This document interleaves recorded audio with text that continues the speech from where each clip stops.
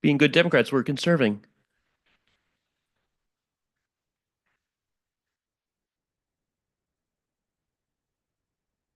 All right, so we are going to start by asking you a series of questions after your introduction. So we'll turn it over to you for your intro, and then we'll get started with questions. Okay. And our timekeeper is right up there, Boomer in the green sweatshirt. Hello? Is this thing on? All right, now it is. Hi, good evening, everyone. Buenas noches. My name is Jessica Ramos. I, first and foremost, am the mother to two wonderful boys who are in 6th and 8th grade. I am a product of New York City public schools, proud public school mom. And yes, I work as a senator for the past 6 years as chair of the Labor Committee. I come from labor. I worked for many unions over my career, and I actually was a member of the de Blasio administration. I was part of the team that delivered on universal pre-K for New York City parents. And all of that is a big reason why I am so invested in the future of our city. I know that we can do better than how we've been doing these past few years, making sure that we're working for a city that really is inclusive of everyone who's trying to make it in New York. I'm the proud daughter of immigrants from Colombia. My mom crossed the Mexican border to get here, like many people are still doing today, 40 years later. And it's all about affordability, I think, the conversations that we've been having. So a lot of the work that I've been doing in the Senate by raising the minimum wage, by expanding eligibility for childcare, are a lot of the things that I want to continue to work on as your mayor. I've already put out my universal childcare plan. I am also campaigning on a youth jobs guarantee to make SYEP year round and help our young people stay off the street and get their foot in the door, exploring careers that they may or may not like, but giving them enough time to even hopefully get an early start on their Social Security investments. And then I want to take care of our mental health issues. And I think all of us have had a rough time throughout COVID, but there are people who are especially struggling in our city and finding refuge on the subway. This is about finding the compassion to give them the services that they need, correcting the wrongs that Andrew Cuomo did in closing down those mental health institutions, refurbishing them, restaffing them, resourcing them to make sure we're keeping everybody safe the right way. Thank you for having me tonight.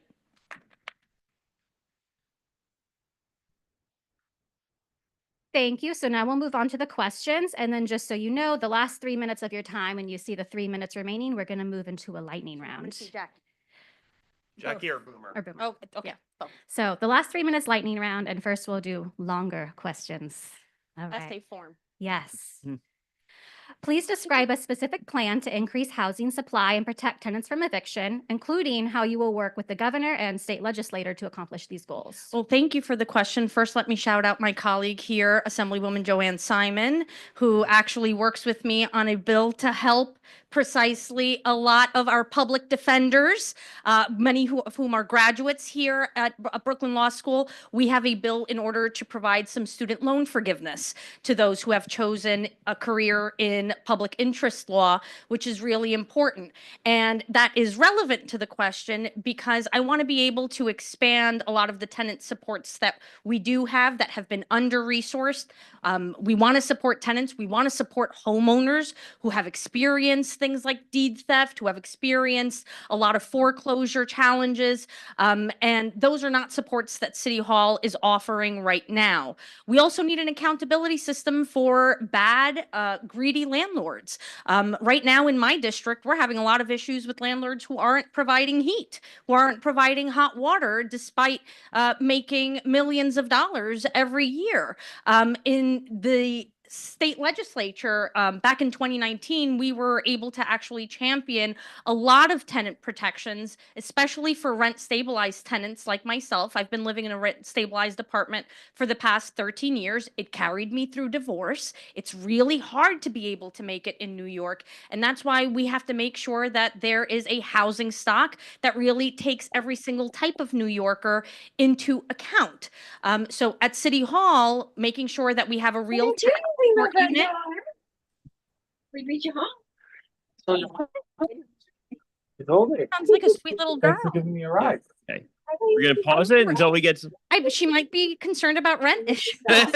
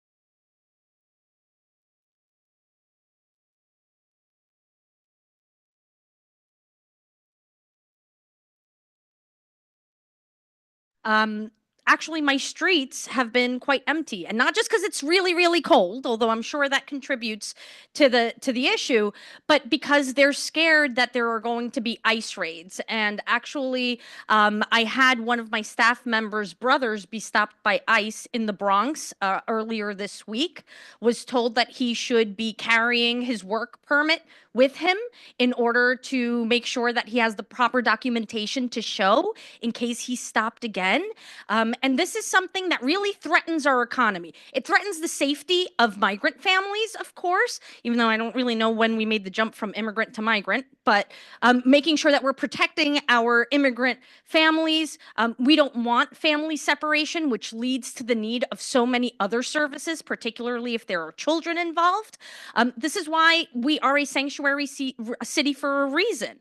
And we want to be able to protect all of the immigrants who are here, working, contributing, and making sure that they are making New York a better place. The history of immigration is the history of New York City.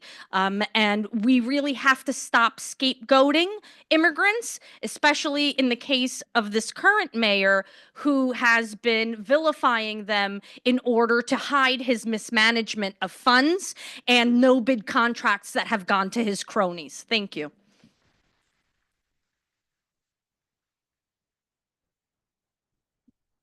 And next, corruption and impunity have long plagued the NYPD. Specifically, how will you reform or constrain the NYPD to promote accountability to the public, discourage the overuse of force, and ensure the department's compliance with the city's local laws?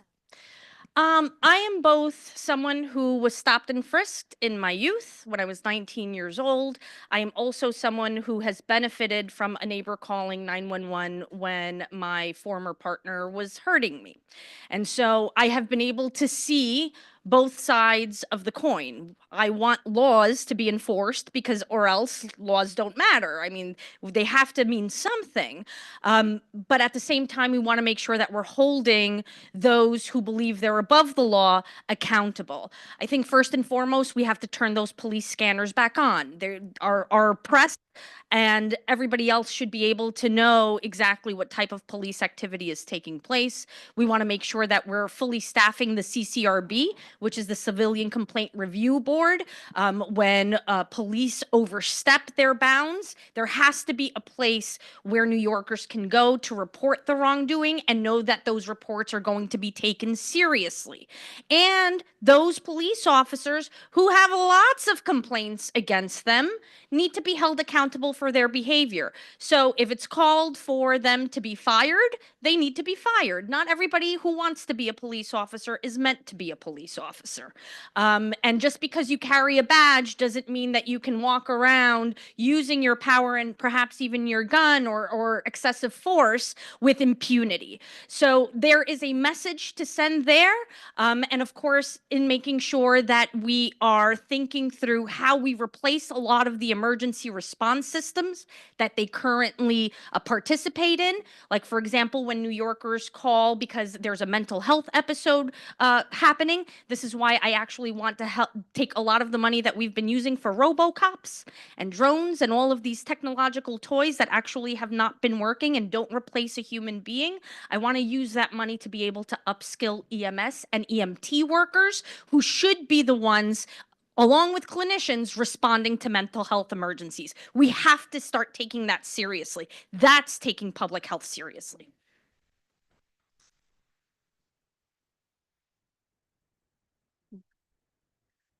What can the city do to increase access to reproductive health care, including abortion, and improve maternal health outcomes? You know, we've done so much to protect a woman's right to choose. And unfortunately, we know that with the incoming administration, a lot of this may or may not be challenged. I mean, you know, the incoming president says a lot of things. Half of them are true. Sometimes he means something else. He's very unpredictable, and he is surrounding himself with a slew of his own set of cronies that are really putting us on the path to an oligarchy. President Biden said it last night, and I agree with him. And that is exactly what we have to stand up against. So we want to make sure that New York is continuing to service women who are coming to New York, but we also have to take care of New York City women. This is why I want to be able to secure the funding for doulas, secure the funding for many other supports that women need when they do choose to keep their pregnancy. I say that as the daughter of a mom who had a lot of trouble delivering me and actually died for 3 minutes clinically while giving birth to my little sister at Elmhurst Hospital in Queens. That is just the reality of the maternal experience for many women of color, particularly Black and Indigenous women. And our taxpayer dollars should be supporting us and our families. So there is a lot to talk about in more than 3 minutes when it comes to a vision for hospitals and, of course, with reproductive rights. One of the things that I am concerned about when it comes to women who come from outside of New York seeking refuge and medical services is protecting their private information. Right now, we do not have laws in place to make sure that insurance companies are not sharing their information with their home governments and their home state, and that can put them in jeopardy. Well, here in New York, we believe in safeguarding everybody's health, and I want to do my part as mayor of this city to make sure that, well, especially as the only woman in this race, we are protecting the women in this city in every sense of the word.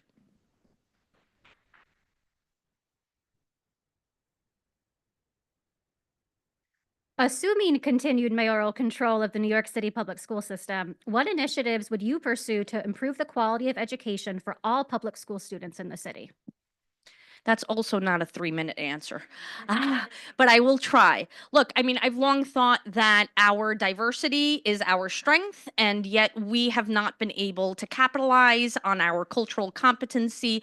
To be honest, I'm a big believer that New Yorkers should speak more than one language. We are now competing globally, and there is a lot that we can do in order to invest in our youngest New Yorkers. I want to really expand dual language services and make sure that we have vocational opportunities at the middle school and high school level for our young people. Some people go on to college. Other people are not meant to have that path. There should be no excuse as to the economic opportunity that is available for young people. And this is why I've announced my promise to deliver on a youth jobs guarantee in order to make sure that no matter what you feel your talent or what your interests are, what you want to pursue, that you have the opportunity to do so in a way that allows you to contribute to your well-being and to your families. But I will say that I'm not a big fan of mayoral control. And though I'm a big proponent of, well, if you're going to oppose, you have to propose, right? Oppose and propose. I would like to have the opportunity to work with educators, with parents, and with the students themselves to really bake out a plan where our parents, our faculty, and our students have much more of a binding say in what goes on in our classrooms, and especially when it comes to our curriculum. A lot more needs to be done to make sure that our textbooks look like you, look like me, so that we know that we have had an active and important part in the history of New York and the United States. And I want to make sure that there is real financial literacy as part of our education system. There's a lot of life skills. Every single New Yorker should know how to swim. Every single New Yorker should know how to balance their checkbook. Those of us who have grown up with parents who were working poor, were not necessarily taught a lot of the lessons that rich people have been able to pass on to their children. So knowing how to read your W-2 and perhaps even know how to file your own taxes is something that every single New Yorker should be able to do. Yeah. What are your plans to improve transportation to enhance safety, accessibility, and quality of the city's streets for all New Yorkers? Well, we talked about safety a little bit. So I put out a mental health plan called Harmony NYC, which is all about making sure that our emergency response systems are humane and that we are first and foremost creating a pipeline to build the mental health workforce that we need. A big challenge that we have in New York City is that we've ignored the care economy that our needs demand. So making sure that we actually have people in the pipeline learning and training to be psychologists, social workers, behavioral therapists, and everyone in between is really important. I believe that we need to work very hard in order to get people, especially those who are struggling with severe mental illness, the help they need. Some of them sometimes don't even understand that they're going through those hardships. And so I would, in addition, like to make sure that there are services available from homeless services, from social services department at every single one of our major subway stations. You know, a lot of our subway stations, and I think this is true of here in Brooklyn too, but over on 74th Street and Roosevelt Avenue, where I come from, we have a ton of vacant retail space. And those are spaces where there can be a city desk where New Yorkers can not only come and one-stop shop for services, but it's also the folks who should know who the regular people frequenting the station with mental health challenges are. And so that way we can be much more proactive and have government on the street, meeting people where they are. The other thing is picking up where this current mayor has failed, and that is in actually building out the bus lanes and the streetscapes that we need to have reliable bus service. I cannot tell you how life-changing that has been for us on Northern Boulevard in Queens. I know there are challenges on Fordham Road in the Bronx. I'm sure there are places here in Brooklyn too, where it just makes sense for us to carve the space in order to make our buses more efficient and therefore encourage more people to perhaps leave their car at home and hop on the bus, because you're just going to get there a lot faster. You're going to be on that bus and you're going to wave by everybody who's stuck in traffic. I love doing that on the Q53. It's true. There is a lot of cooperation to be done with the governor, of course, who's in charge of the MTA. If I had to say, I think the mayor of the city of New York should be able to appoint the president of New York City Transit. I don't know why we're not able to do that, given that it's the person who really thinks about our city transit holistically. So we should have much more of a say, in my opinion. But I have had a good experience working with Governor Hochul to be able to hopefully build on this incoming capital plan. I've been a member of both the Transportation Committee and the Corporations and Authorities Committee, which oversees the MTA. My only big ask and major thing that I want to champion is data transparency. You know, it's hard to champion and root for the MTA and try to raise money for it when, of course, and rightfully so many question where the money actually goes. It's like a bottomless pit, right? I mean, we've seen chronic disinvestment for the past, I don't know how many decades, my entire lifetime. There are the far corners of Brooklyn and Queens that still need train service. So I'm really excited about the IBX, because it's going to connect Jackson Heights to Bay Ridge. I've already said it in an interview. It's going to be the most delicious train line you've ever heard of, or you've ever tasted, I should say. But we need a lot more of that. We need to be able to connect our communities and really admit that we've decentralized Manhattan as part of our economy. All right. If elected mayor, how would you protect the city against a likely hostile federal administration while delivering results for New Yorkers?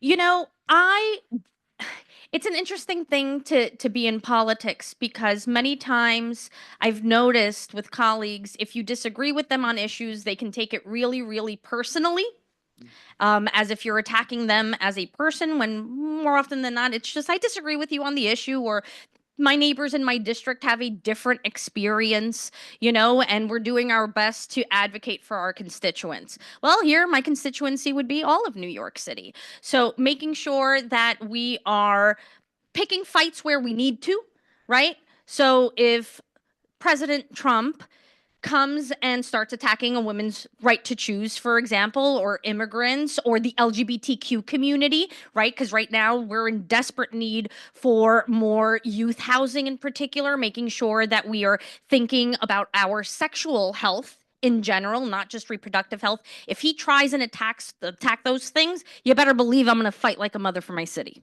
Right? I'm known for being a fighter. I'm very loud, and I like to take names, right? But we also have to maintain a very professional relationship and know how to pick our battles. I think the reality of the matter is we depend on the federal government for a lot of funding when it comes to our infrastructure, including our transportation. But what I think is going to be the big fight, Medicare reimbursements, right? Our hospitals right now are getting only 30 cents to the dollar that they spend. And this is what has led to diminished services or diminished quality of services, even the closure of so many hospitals. We all saw what happened with downtown Brooklyn. And let me tell you, in Queens, over the past 20 years, we have closed 5 hospitals. We are in dire straits. So making sure that we're actually investing in our public health system, especially coming out of the pandemic. I actually thought that was what was going to happen, that we were going to take our hospitals seriously. I would love to make sure that every public hospital has a mental health wing and with the appropriate psychiatric beds, so it's not just Bellevue, because that's unacceptable. There's so many of us. And so for that and a lot more, we're actually going to need federal funding. So keeping a channel of communication with the administration in a very professional way is going to be critical. And hopefully, Donald Trump can find his heart. It's somewhere. I don't know about that. It's behind.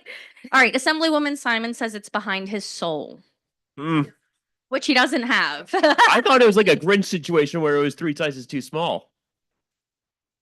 Oh boy. All right. I didn't want to go down that rabbit hole. All right, I think we are going to move now into the lightning round. I will pass it over to Seamus. Yeah. So these are going to be yes, no, or short answer questions. Okay. Mayor Adams attempted to move retired New York City employees to Medicare Advantage program. Would you pledge to stop all further litigation and veto any legislation that would move the city retirees to such a program? We have to keep our promises to our retirees. And it's because it's out of respect for our elders, but also I come from labor and I got a pension too, and I don't want the promises broken to me or to anybody else. So I am going to make sure that we're taking care of our retirees so that they can have some peace of mind and we're respecting their contributions and their work in this city. Will you commit to enforcing Local Law 97 of 2019 on its original timeline so that the city will meet its emission goals? Yes, especially if the governor helps me or signs my jobs and housing bill in order to make sure we have the funding necessary. I'm hoping to pass it this session so that we have the funding necessary to help co-ops and other buildings be able to actually comply with that law and a few others. Are you committed to closing the Rikers Island jail complex by Yes. August? Okay. I was going to ask by the legally deadline, but I would love to uphold the deadline. Look, if I'm able to be sworn in as mayor on January 1st, 2026, the truth is I don't know if I can keep the deadline, right? Because nothing has been done by this current administration the past 3 years. I mean, we should have had shovels in the ground already with all the talk about the borough jails, but he has done nothing. And in fact, more people are getting hurt or worse, have died at Rikers during his tenure. That is unacceptable. The jail has to close as soon as possible in the most responsible way. okay. Final question. Which mayoral candidates should I rank on my ballot and in what order? Oh, I think you should rank everybody except for Eric Adams. We only get up to 5, so If you can only get 5, you are definitely not ranking Eric Adams, and especially not someone else if he does decide to jump in the race. I already said his name without giving you guys a heads up, and I apologize because sometimes but I would rank everybody else. Hopefully you're going to rank me as your well, number. there's one more than 5 choice. candidates. So do you have a particular order? Not yet. I am still willing to be swayed by my fellow colleagues. So I don't have an exact order yet, but I of course want everybody to rank me as number 1. Wonderful. Thank you so much, Senator. Thank you for having me, Brooklyn. Thanks for everything you do.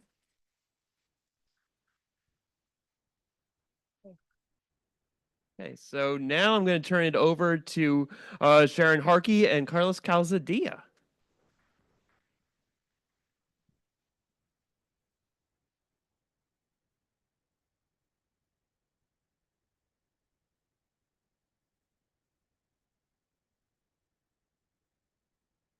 right, hello everyone. My name is Carlos. This is Sharon. Before we begin, I actually want to give a quick shout out to the Brooklyn Young Democrats in the House, young people, and all the young people as well, and all the young at heart. Which are many that have more energy than actually most of us young people these days. Thank you all for joining us on a cold, freezing Thursday. We avoided becoming a popsicle, so let's begin. Up next is Zelnor Myrie, who represents Brooklyn's 20th Senatorial District and is the new chair of the Senate Codes Committee. Senator Myrie, please join us.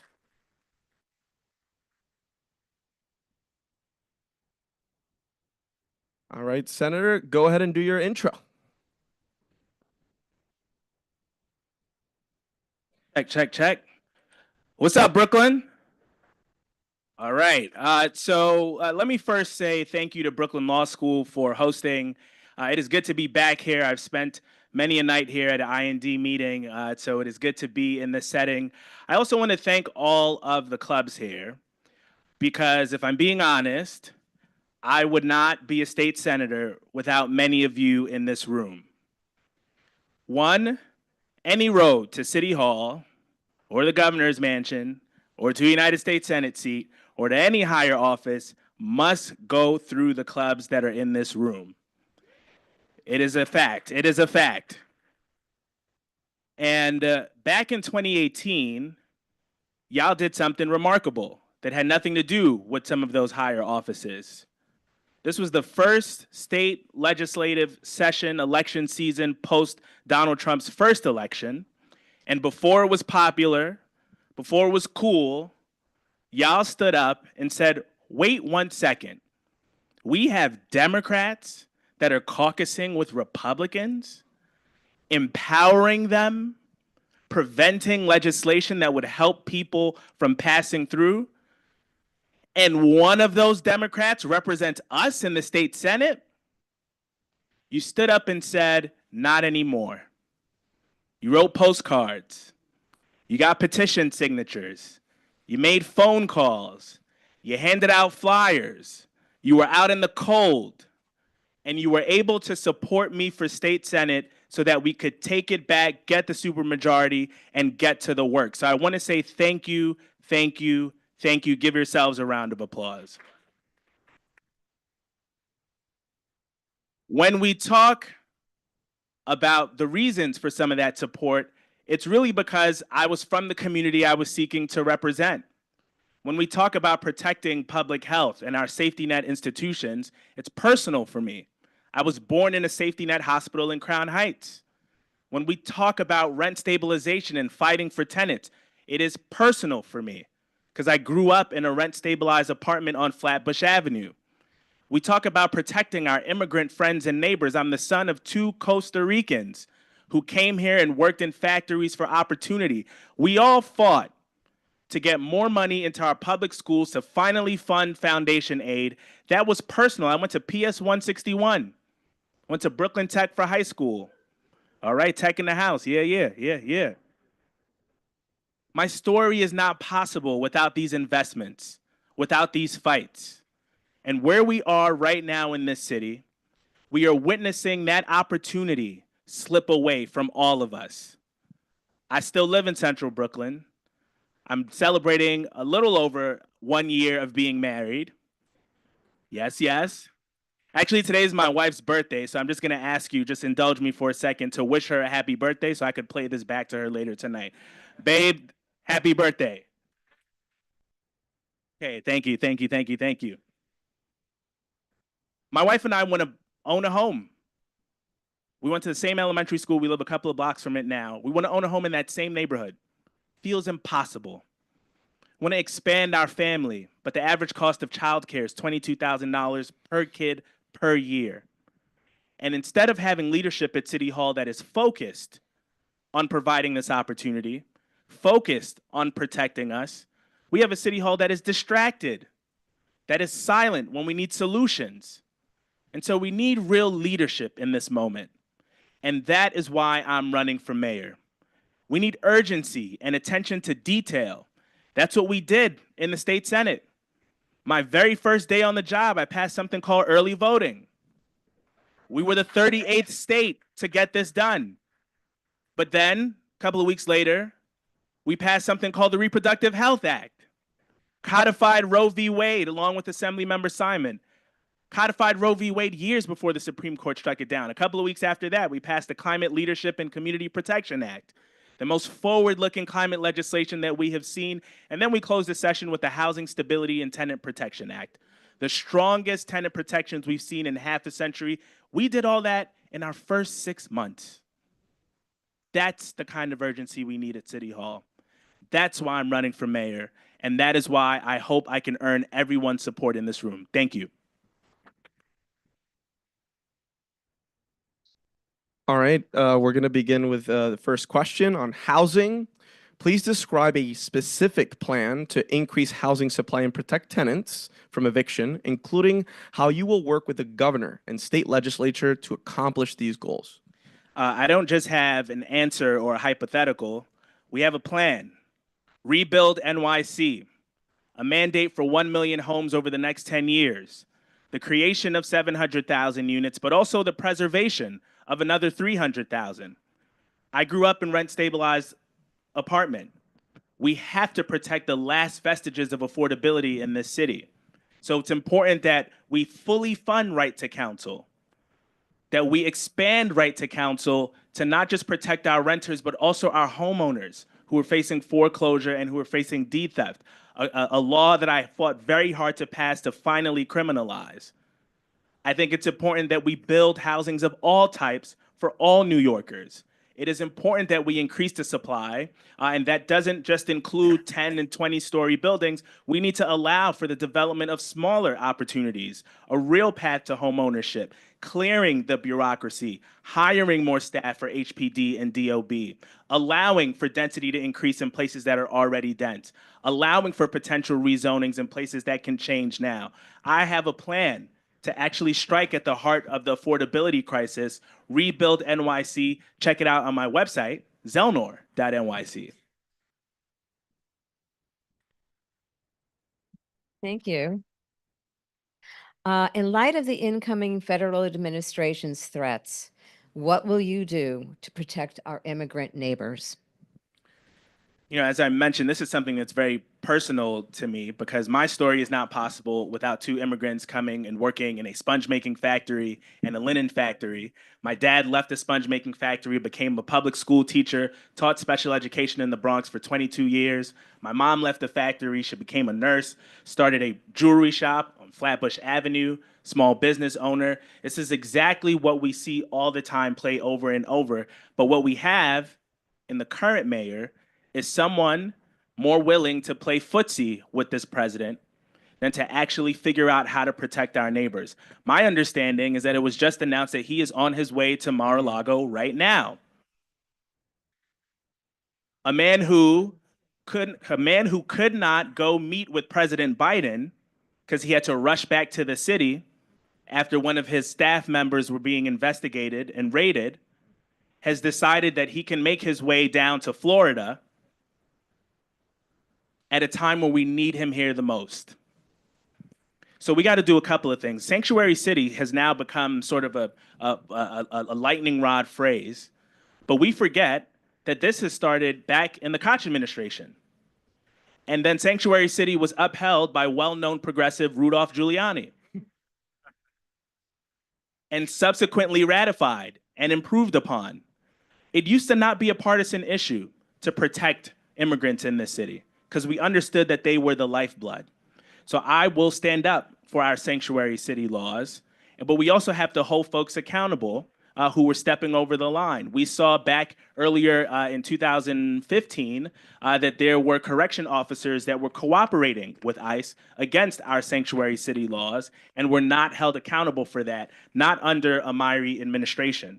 But we also got to be a little innovative here. People come here to work.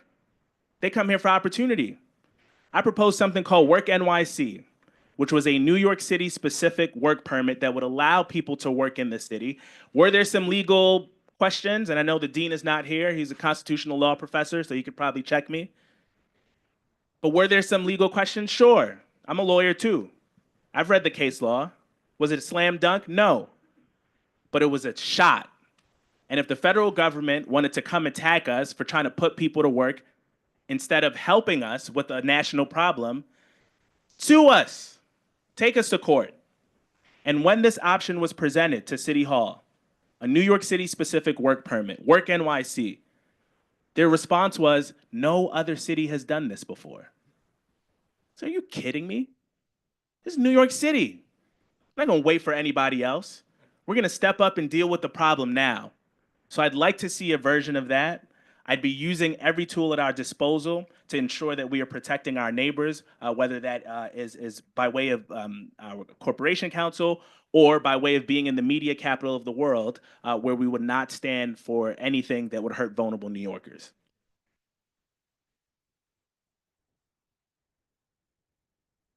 Corruption and impunity have long plagued the NYPD. Specifically, how would you reform or constrain the NYPD to promote accountability to the public, discourage the overuse of force, and ensure the department's compliance with the city's local laws? So it's been disheartening to see headline after headline, week after week, allegations of corruption, of sexual harassment, of misuse of overtime. This reduces faith in our institutions. If you're a regular New Yorker, you're not tuned into politics, you're not reading and breathing this stuff every day, and the people that are supposed to keep you safe are being accused of misusing the public trust, how could you trust anything in government? So we have a really important job to do in restoring faith in our basic institutions. So I would like to see more resources for CCRB, of course, but there has to be a culture change at the top to say we are going to support police officers and law enforcement officials when they are doing the right thing because they are a necessary component to our public safety ecosystem. My mom was robbed at gunpoint when I was 5 years old. Her worldview on public safety is shaped by that experience. She feels safer when she sees more police officers. But her son also was famously pepper sprayed at a protest, falsely arrested. And so I think, like most New Yorkers, she can hold two truths at the same time. That we need our police officers to help keep us safe, but they also need to be held accountable when they step over the line. That's what we would see in a Myrie administration. Thank you.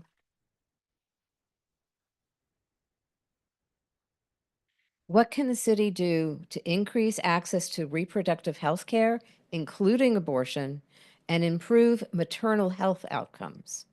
So I think that there are a number of things that we have done on the state level and really under the leadership of some amazing women in the state legislature that I think are going to be important under this administration. We, of course, codified Roe v. Wade, but we have seen recently in the past couple of months, states like Texas going after doctors that are in other states.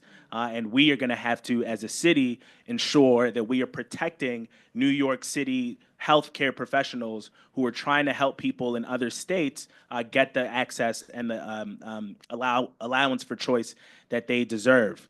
But on the maternal health thing, I think it's really important. And this, so we say it all the time in these rooms about our maternity health crisis and what it means for women of color. But we have seen hospitals close and be proposed to close all over this city. It is particularly important to me because the only state hospital in this city, SUNY Downstate, was proposed to be closed last year. And we stood up, we gave them hell, and we said, no way are you going to close a hospital in the middle of a neighborhood where our maternal health crisis is a crisis, leading the city. So I was glad to stand with my colleagues, but we also had some legislative solutions. Assemblymember Simon had a really important bill that said if you are going to close a hospital, there are some steps that you got to take. There's some community engagement you have to go through. There's some transparency that has to be in that process. And the legislature passed it overwhelmingly, only to see it vetoed by our current governor. So I think it's important for us to be supporting these efforts. I think our health in hospitals has a really important role. It's one of the largest public health systems in the country, where we can be doing some innovative things, but we gotta ensure that we're doing everything possible to resource our safety net hospitals, because they oftentimes coincide with the places where our maternal health crisis is the worst.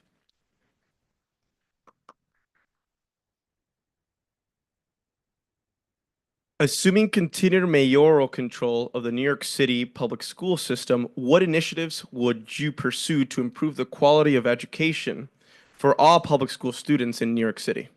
Well, I'm the proud son of a public school teacher, as I mentioned earlier this evening. And so my dad often talked to me about a lot of the things that he would like to see changed. One of the smaller things, but that ends up adding up, was teachers having to buy supplies out of their pocket. And not having the resources to do that, but doing it because they love the kids and they were going to make sure that they had everything that they need. There should be no situation where a teacher has to come out of pocket to buy school supplies and to have what they need in front of the classroom. So that is one thing that I would like to see change. But I think it's also important to talk about what happens after school. I am the product of something called the Crown Heights Youth Collective. My mom could not get off at 2:30 p.m. to come pick me up after school. So I spent a lot of time in the Crown Heights Youth Collective. Learned karate, play a little chess. I was the only boy on the step team. Maybe I'll show y'all a little something later on. But it kept me safe too. I was in a place where my mom could have some peace of mind. And we know between the hours of 3 and 6 p.m., that's when our kids are getting involved in things we don't want them to get. So I want universal after school in this city. Every family should have that choice. It's not only relief for working families, but it also is a potent public safety tool. That's something that we would get done in the Myrie administration.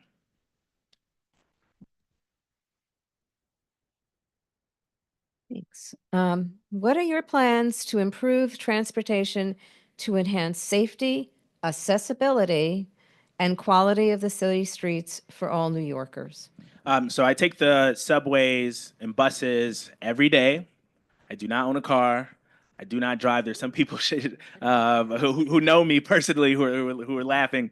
So I'm a commuter through and through. I remember the first time that I got on the bus by myself. I got on the B43 on Empire Boulevard. I was in my school uniform. Back then, you had to show the bus pass. Yeah, so some of y'all remember. Some of y'all remember. And I was so proud that I was taking the bus by myself. I would find out years later that my mom was driving behind the bus to make sure that I was okay, which I think is just, again, a classic New York City story. So I say that to say that I'm a commuter. But we got to be honest that things feel different on our subways right now. Got to be clear-eyed about that. New Yorkers are suffering before our eyes, and sometimes posing a threat to themselves and to others. But what we're currently doing is not working. We're sending people to the emergency room where they cycle out after a couple of days. And Assemblymember Simon and I have some legislation around this process. Or we're sending them to Rikers, where they get even worse. There has to be a middle ground. There have to be alternatives. We got to build permanent housing so people can get the supports that they need. We have to have teams that are going out and that are present so that people feel safe, but they're also being put on a path to recovery. That's something that I would want to do as the next mayor of this city. But we also have to talk about our buses and our street design. This mayor said he was going to be the bus mayor and has not been that. One of the bus lanes in our district that is coming up for discussion is the B41. Anybody get on the B41 here? Come on now. You ever been stuck on Flatbush losing your mind? We can make it faster. We can make it faster, but we got to have the political courage to do it. And that's something that I would be prioritizing. We have the slowest buses in the nation. It's an embarrassment. We got to do better there. But we also got to think about our cycling network and what we're doing on bike lanes and connectivity and ensuring that we can get around the city in a way that is safe, both for cyclists and for pedestrians. And so I'm looking forward to being the actual public transit mayor. Someone has to fact check me on this, but I'm hoping that I'll be the first mayor to not have owned a car upon entering City Hall. Thank you. This next question is regarding the convicted felon president-elect. Fitting we're in a law school. If elected mayor, how would you protect the city against a likely hostile federal administration while delivering results for New Yorkers? I think it's really important, in addition to some of the things that have already been discussed, we got to have good relationships with our members of Congress. They are going to be, in many respects, the front line of protecting us against some of the worst instincts of this next administration. So I really look forward to building strong relationships with the New York delegation so that we can ensure we're speaking from the same sheet of music. I think it's important to protect our current laws on the books, whether that is sanctuary city or other forms of protection for vulnerable New Yorkers. And I also think it's going to require us to be innovative. One of the things that I'm really proud to have passed in the state legislature was the nation's first gun industry accountability law. The nation's first. Many of you helped us get this done. This was a simple principle that if you are a business and your illegal instruments are making their way to our city and our communities in the state and they're harming us, that you can be held accountable in court for this. And people say, well, Z, you can't take on the gun industry. And you certainly can't do it if no other state has done it. I said, that's not our problem. Again, we are New York. We're going to step up and get it done. We passed that law. We were the first in the nation. This was in 2021. Tonight, 8 other states have the same law on the books, following New York's lead. We can do the same thing. We can do the same thing as a city. We can step up. We can be innovative. We can lead. And then hopefully we can have other folks follow us. Well, I understand we're ready for the lightning round. Let's go. Again. Yes or no questions. Mayor Adams attempted to move retired New York City employees to a Medicare Advantage program. I think you may be familiar with this one. Would you pledge to stop all further litigation and veto any legislation that would move city retirees to a Medicare Advantage program? Yeah, so yes and yes. And let me also say that it's important for us to figure out where we can save on healthcare as a city. But I think that there are some other opportunities for us to do this. This has become more familiar to folks, pharmacy benefit managers who are the middlemen in our drug pipeline who make a lot of money off of being the middlemen. I think that the city should consider being its own PBM so that we can drive down the cost for people to get the much needed medication. And I think that there's some other opportunities for us to do it. I'm the son of a retiree, so I'm sensitive to this issue. And I think that what the city's posture has been wrong. Will you commit to enforcing Local Law 97 of 2019 on its original timeline so the city can meet its emission goals? Yes.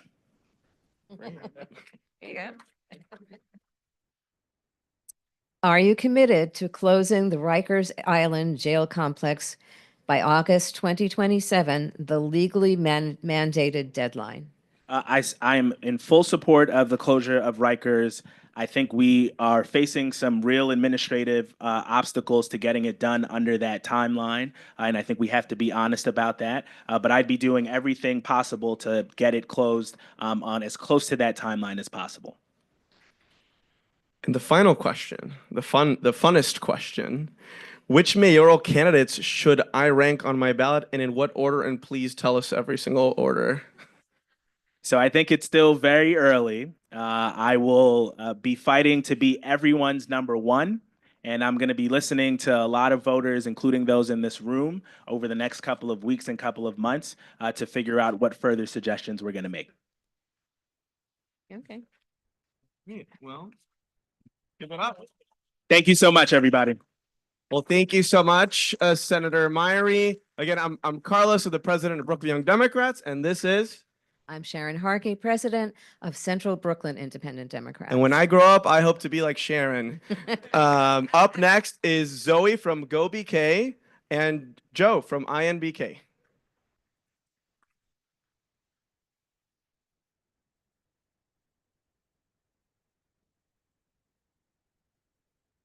Hello, hello. Our candidate is on Zoom, so we're just waiting for him to be up there. Yeah, we're going to turn our chairs a bit.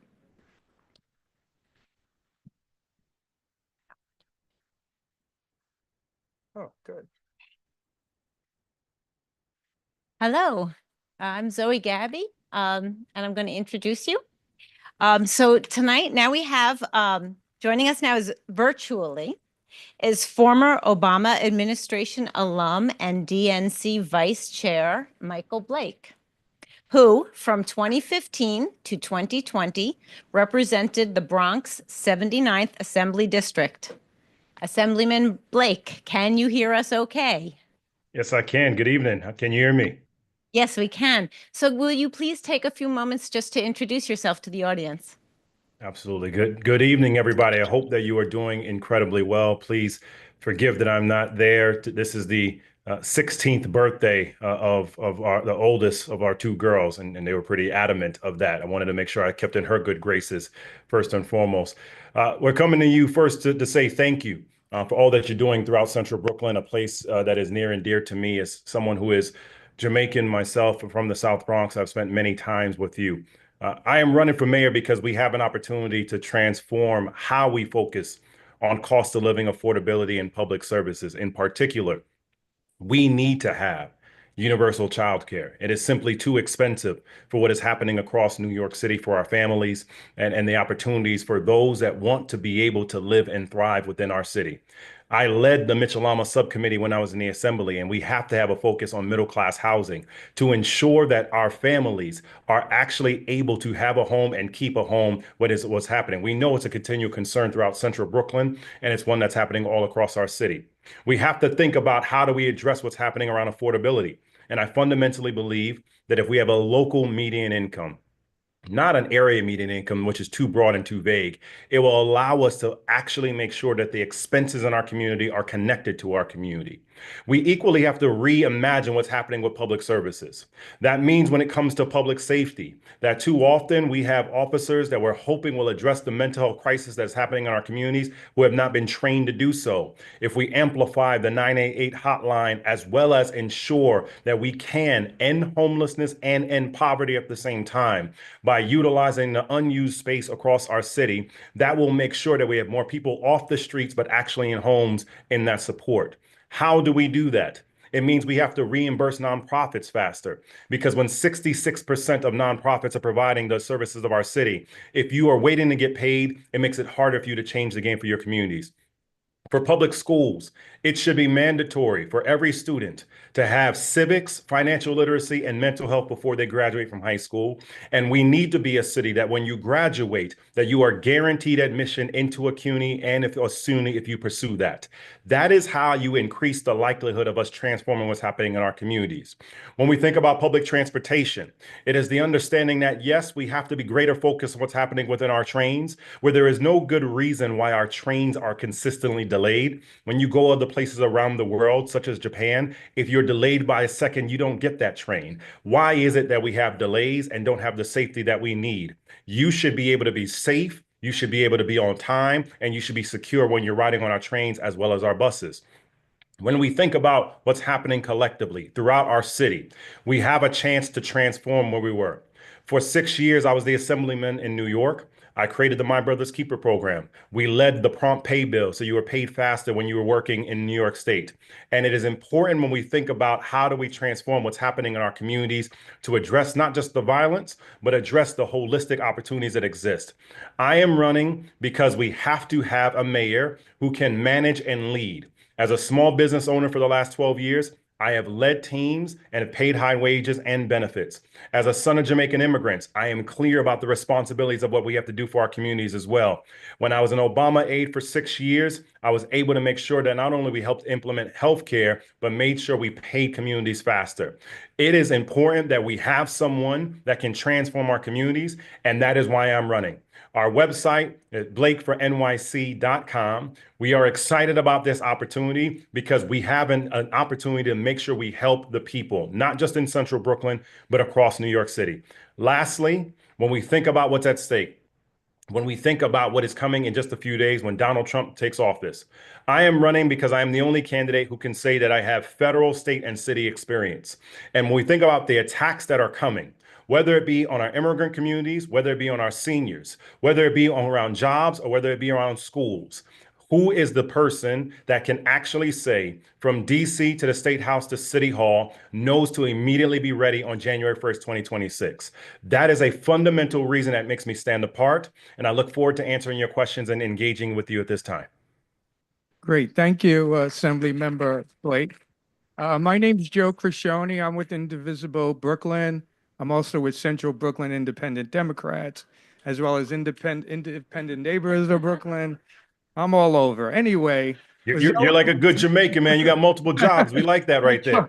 This is how I spend retirement. There are probably better ways, but this is what I decided. Anyway, enough about me. We're going to be asking you some questions, Zoe and I.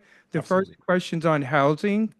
Please describe a specific plan to increase housing supply and protect tenants from eviction, including how you will work with the governor and state legislature to accomplish these goals. Absolutely. First and foremost, City of Yes did not go far enough. Not only by the mayor's admission did they not actually build enough units to make sure we address the crisis of lack of supply, they also did not address the affordability of actually making sure you can have a home. What does it matter if someone has a unit, but you can't pay for that? And so when we think about the housing challenge that are existing, which is personal for me, my mama was homeless in Jamaica. We sold dinners in the Bronx to make sure we paid our rent. It is about ensuring that you do multiple things at the same time. First, we can build more housing, and we should. And it has to have environmental qualities, but it also has to have protections when it comes to income so that the working class and the middle class can actually have a chance to keep that home. Too many people are leaving New York City because they don't believe they can afford it. Why? Because we are not changing what is happening around area median income to local median income. Joe, to your question, one of the things we need to do is make sure that we implement local median income so that the rates that are determined on how you have, whether it be an apartment or a mortgage, are making it related to what's happening to your community. That makes much more sense. We have seen similar models in other places around the country, from Stockton to St. Louis. Why won't we see that in Central Brooklyn? Moreover, we have to make sure we are taking changes to eliminate the discriminatory practices that make it hard for someone to get a home. I am on the board of Ready Life. There is no good reason why we're looking at someone's credit score to determine if they can actually get funding so that they can have a security deposit to be able to make sure they get a home. If you have consistently paid your rent on time, someone missing one credit card bill is not indicative of they're a great homeowner. If we created a space for more people to have homes, to keep their homes, and have those opportunities to address that, you can change the game. Lastly, we know right now that fundamentally, we are not developing more opportunities across the city because it has seemed that incentives have not been done so for developers to actually build to the middle and working class. Right now, it is about the responsibilities that are happening where effectively we're only building just to low income. Let me be clear. We have to support our low income residents across New York City, but we need to reimagine what we're doing. And that is why I've said there must be a Mitchell-Lama 2.0. Mitchell-Lama, when done correctly, and I was the chair of this, creates opportunities for middle class and working class residents across central Brooklyn and New York City to get and keep a home. If you created more incentives for that, you can help more people to keep those units. As well, you have to address what's happening with waiting lists. Too often, you are waiting on a waiting list and someone has been jumping you on the waiting list, so you can't actually get what you've been waiting for. I have worked to eliminate that absolutely unfair practice. And if you did all three, you would be able to build more homes, you would have greater affordability, and you would ensure that you can keep the home. That is how you can address the housing situation in a comprehensive manner. Thank you. In light of the incoming federal administration's threats, what will you do to protect our immigrant neighbors? Well, as a son of immigrants myself, it's very personal for me. And I've started that and been consistent about that to the question when standing out with the New York Immigration Coalition, when collaborating with groups such as Forward.us to prepare for what is coming. Not only do we have to be concerned about Trump's rhetoric and how it would lead to an aggressive deportation tactic, but there is also the additional consequences from his actions that we have to be concerned about. For example, what happens when that family, that mother, decides to not walk their child to school because they're afraid of an ICE vehicle pulling up to try to take their families away? That will then lead to decreased school attendance, and it will lead to heightened tension within our communities. Practically, what can we do? First, we have to make sure we're collaborating with our legal partners inside and out to be able to respond and be present immediately when these unconstitutional attacks are being laid out. Let's be very clear. Eric Adams has actually stated that he would pursue and support unconstitutional activity on what happens on New Yorkers, which led to groups such as the New York Civil Liberties Union to make it very clear that that is not the path we can go down. Second, how do we ensure that we are in great collaboration with our great Attorney General, of course, out of Brooklyn and Tish James, as well as the district attorneys, as well as lawyers locally in these communities, so that there is increased support for our immigrant families to have the protections that they need, and recognizing it must be in multiple language for great language access. We are not helping our families if everything is only in English. It has to be connected to the communities where people are coming from. Lastly, though, to your question, we also have to track the numbers of where individuals are coming from so we can have comprehensive services to provide the help that they need. Venezuela being the largest community that we've seen demographically. Thereafter, Russia and China have actually been high in that list as well, second and third. And so not only do we need to think about the languages, but we also have to think, what are the nonprofits that can provide the support to have the protection and the comprehensive actual amplification to make sure our immigrant families are helped? At the end of the day, we have someone in Donald Trump who is very clearly communicating that he will do anything to try to deport people rather than empower people. And so you need someone who is a mayor, who has the relationships in the federal dynamics in DC, in Albany, as well as in the city. I am the only person that has all three to be prepared for what is coming so we can be responsive come January 20th. Thank you. Next question. Corruption and impunity have long plagued the NYPD. Specifically, how would you reform or constrain the NYPD to promote accountability to the public, discourage the overuse of force, and ensure the department's compliance with the city's local laws? Well, the first thing we need to do if we want to transform NYPD and the culture of corruption is that we need to fire Eric Adams and elect a new mayor. Because when you have someone who has been a 7-year captain in the NYPD, who has turned a blind eye to sexual assault and absolutely egregious overtime, it is not at all acceptable. When you think that there's been 4 NYPD commissioners, as well as, and I heard in an earlier conversation, the absolute lack of accountability that's happening in other places, i.e. that the federal government is looking at a takeover of Rikers Island. If Eric Adams ran under law and order and cannot keep the NYPD, City Hall, nor Rikers in order, then he should not be the one that's next in order to be mayor once again. What can we do? First and foremost, you have to restore trust and leadership and accountability within the NYPD. There is clearly not a level of respect in what is happening. And that means not just in terms of the work and the support that's happening, because NYPD officers want to get home safely, just like I want to get home safely. And so at the end of the day, how do we actually make sure that they are being empowered to do their jobs, which is keeping us safe, as opposed to us asking that they will only address mental health concerns, where we should be providing mental health support within not just our subways and our streets and our communities, so that we are making sure that resources are being utilized correctly. Second, overtime. It is utterly unfair to anyone in Central Brooklyn that you have individuals right now that are racking up overtime in the NYPD when they clearly have not been doing the work for that. But every single person is trying to figure out how they pay their bills around cost of living and affordability. And so when we think about this, there has been a dynamic that has been absolutely unacceptable.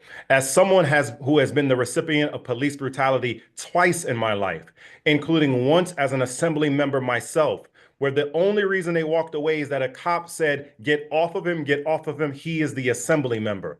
What would have happened if they would not have recognized me? And the reality is, my name and my title should not lead to a level of justice that someone else cannot get. And so you have to restore and have serious leadership in how we are addressing what's happening with NYPD. Collectively, this is about, at the focus of it, managing and managing well. It is a budget that is being unwieldily utilized in unacceptable manners. We should not have the same level of resources going to a strategic resource group, an entity that has regularly gone into communities and created fear and hostility.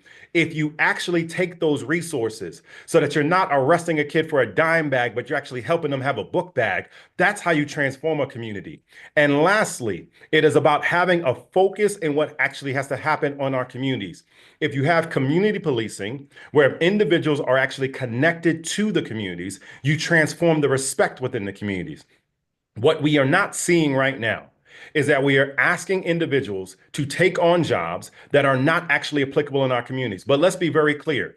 Right now, we have a scenario where we have a mayor who has had 4 NYPD commissioners specifically because of corruption, because of lies, and because of mismanagement.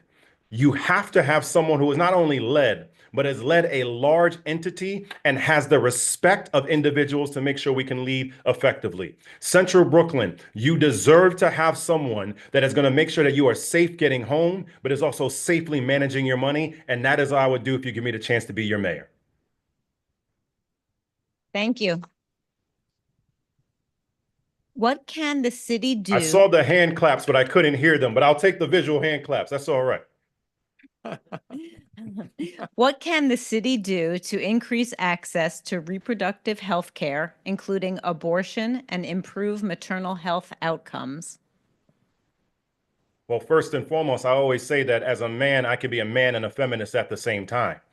And so you have to be someone that is willing to be very clear that when we talk about reproductive justice, it is not just about access to a safe and healthy abortion, which you as a woman should have, full stop, if you so choose.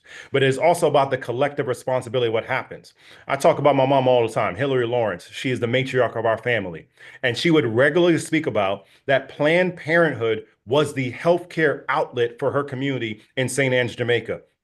At that same time, it is not just about, are we making sure, which we need to, that women have greater access so you choose to have an abortion, but beyond that, it is about making sure that you have full reproductive justice and health as a woman and as a family. What can we do?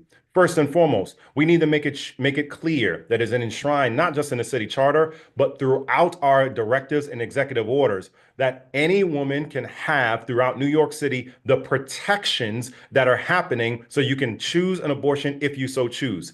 Let's be very clear. Right now, there is fear. There is fear from a woman to decide what they want to do because of what we're seeing from the rhetoric from Trump and Eric Adams and all those that are aligned that's there.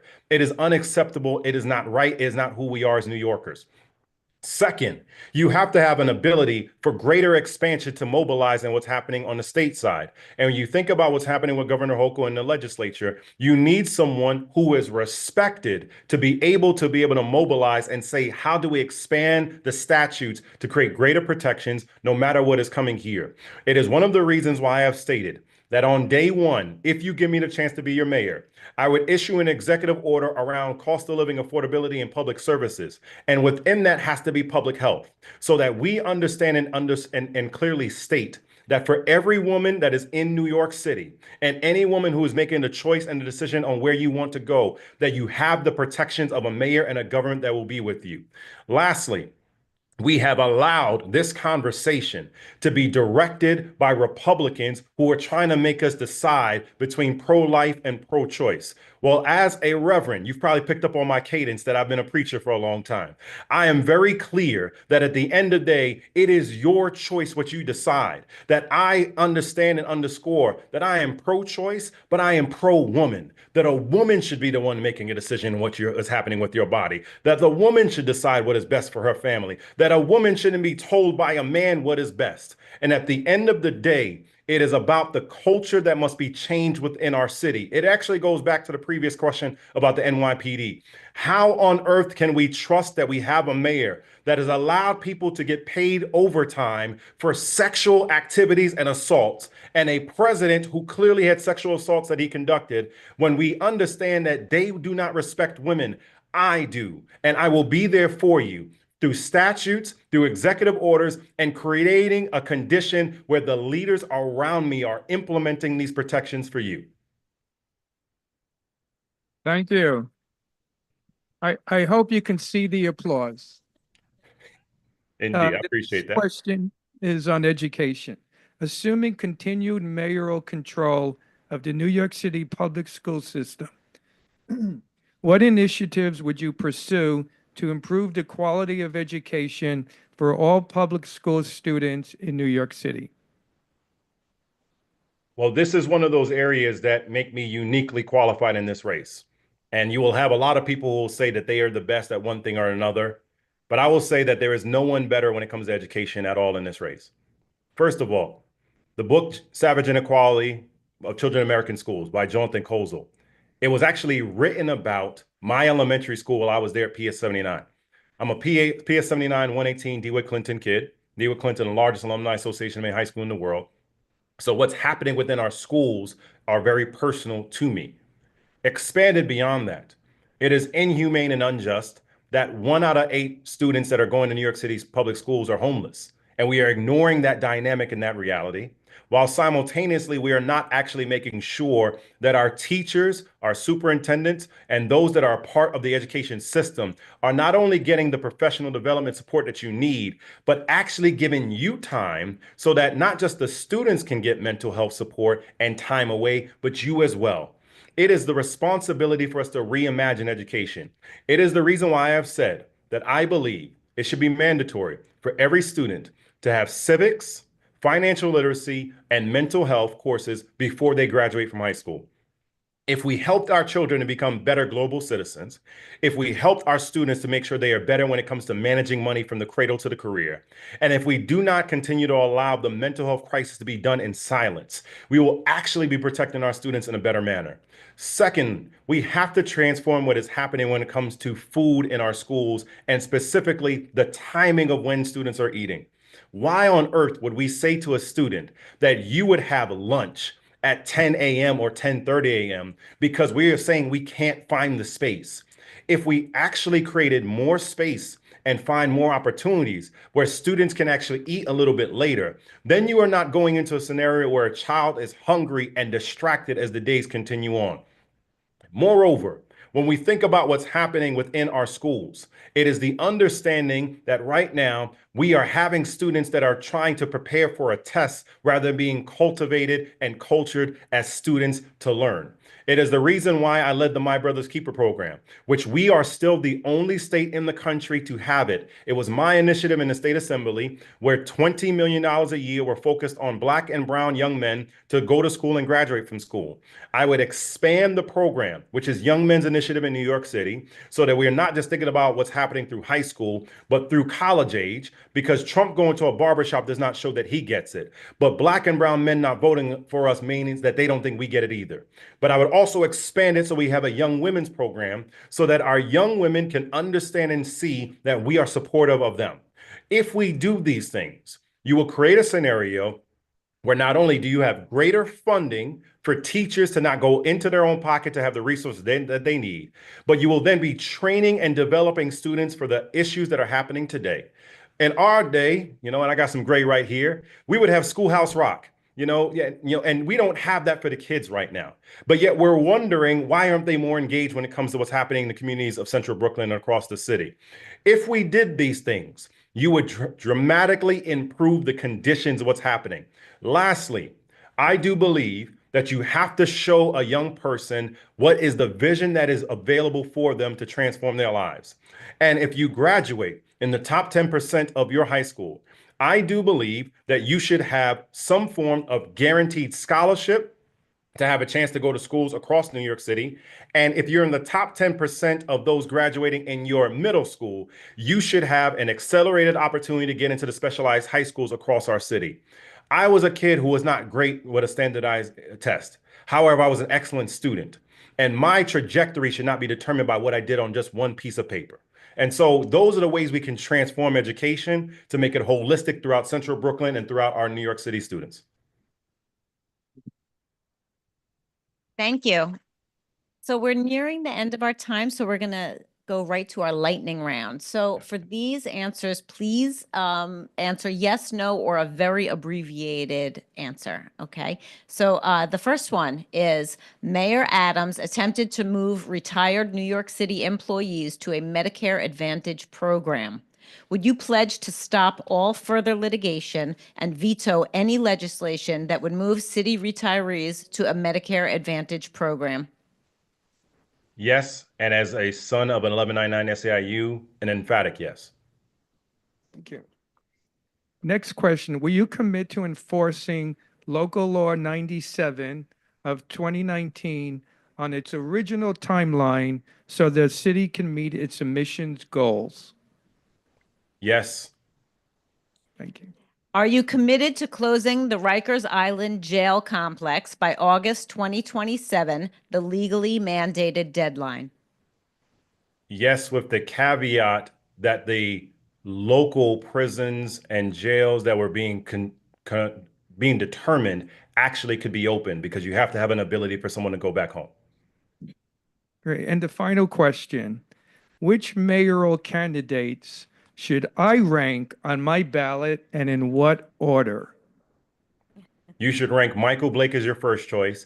If you have a first choice, Michael Blake should be your second choice. If you have a first or second choice, Michael Blake should be your third choice. If you have a first through a third, Michael Blake should be your fourth choice. And if not, then I would ask to be your fifth choice. And if you go to blake4nyc.com, you will see that I hope to be your first choice no matter what you decide. Great. Thank you so much. Thank you very, very much. Thank you, everybody. I hope to earn your endorsement. God bless everyone. And thank you for your understanding. I have a 16-year-old who'll be very happy that you allowed me to do this way. Great. Thanks a lot. Thank you. And happy birthday to her. Yeah. Thank you. Turning over the mic now to Tony Malone and Joe Jordan.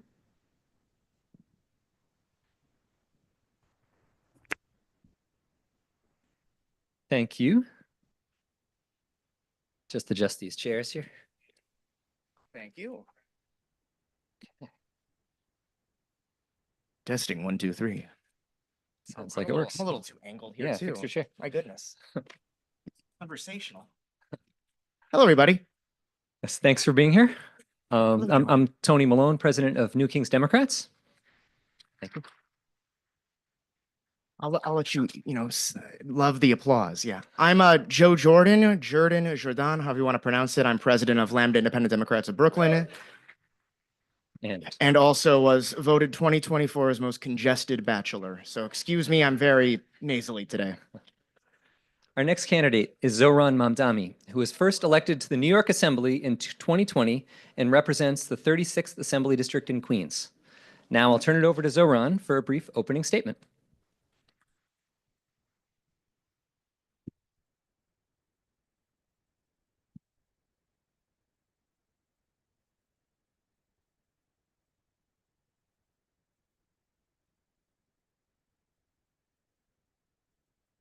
As mayor, every microphone will work in New York City.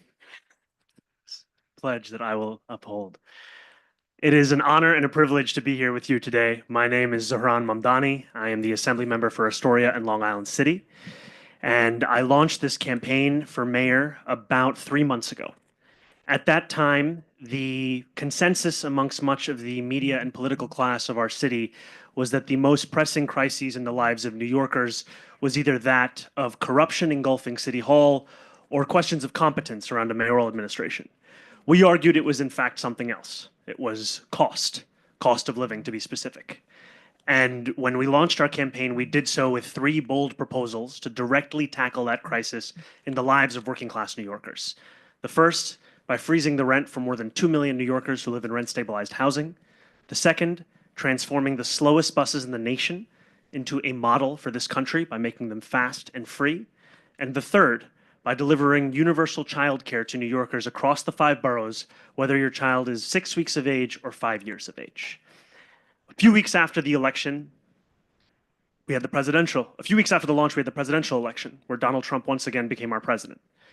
And we saw that in the entire country, New York had the largest swing towards Trump, 11.5 points.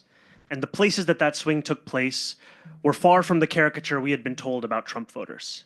In many ways, it was the heart of immigrant New York City. I went to Hillside Avenue in Queens, I went to Fordham Road in the Bronx, and I asked New Yorkers, who did they vote for and why? And I met Democrat after Democrat after Democrat who told me they either didn't vote or they voted for Trump. And they said they did so because they remembered having more money in their pocket 4 years ago. They remembered affording their groceries, their rent, their Con Ed bill, their child care. And while they couldn't afford anything, somehow they saw their federal government affording multiple wars at the same time. And as insincere, ridiculous, and horrific as we know Donald Trump to be, these New Yorkers said his was the campaign that spoke to their desire for an affordable life and a peaceful world. And I asked them, what would it take for you to come back to the Democratic Party, the party that you're currently enrolled in? And they said a relentless focus on an economic agenda. I said, what would you say to a candidate who was running on rent freeze, on fast and free buses, on universal childcare? They said I would vote for that candidate. And I introduced myself as a candidate for mayor. And in the time since then, we have continued with that focus, introducing an additional proposal for a municipal grocery store pilot program, opening up one city-owned grocery store in each borough of New York City, guaranteeing lower prices by taking out profit from that interaction with a New Yorker buying their groceries and passing on the savings of rent and property tax onto those New Yorkers, unlike the corporate supermarket chains like Kroger's, which hide behind inflation to jack up costs even more. And I stand before you as someone who is not looking to make a statement, a splash, or to surprise people, though I know that our campaign has over these last 3 months. I am before you as somebody who is running to win this race. And I am proud to say that in the most recent fundraising filing that just came out, we raised $642,000 for more than 6,500 people, more money than any other candidate in this entire race, from more people than all of the other candidates combined. And we are going to receive more than $2.5 million in matching funds. And I am so excited about bringing this campaign and its message for a more affordable New York City to every single part of the 5 boroughs. And it is so lovely to be here with you tonight in Brooklyn, hopefully to earn your support to be part of that very vision. Thank you so much. Thank you so much. On to the questions.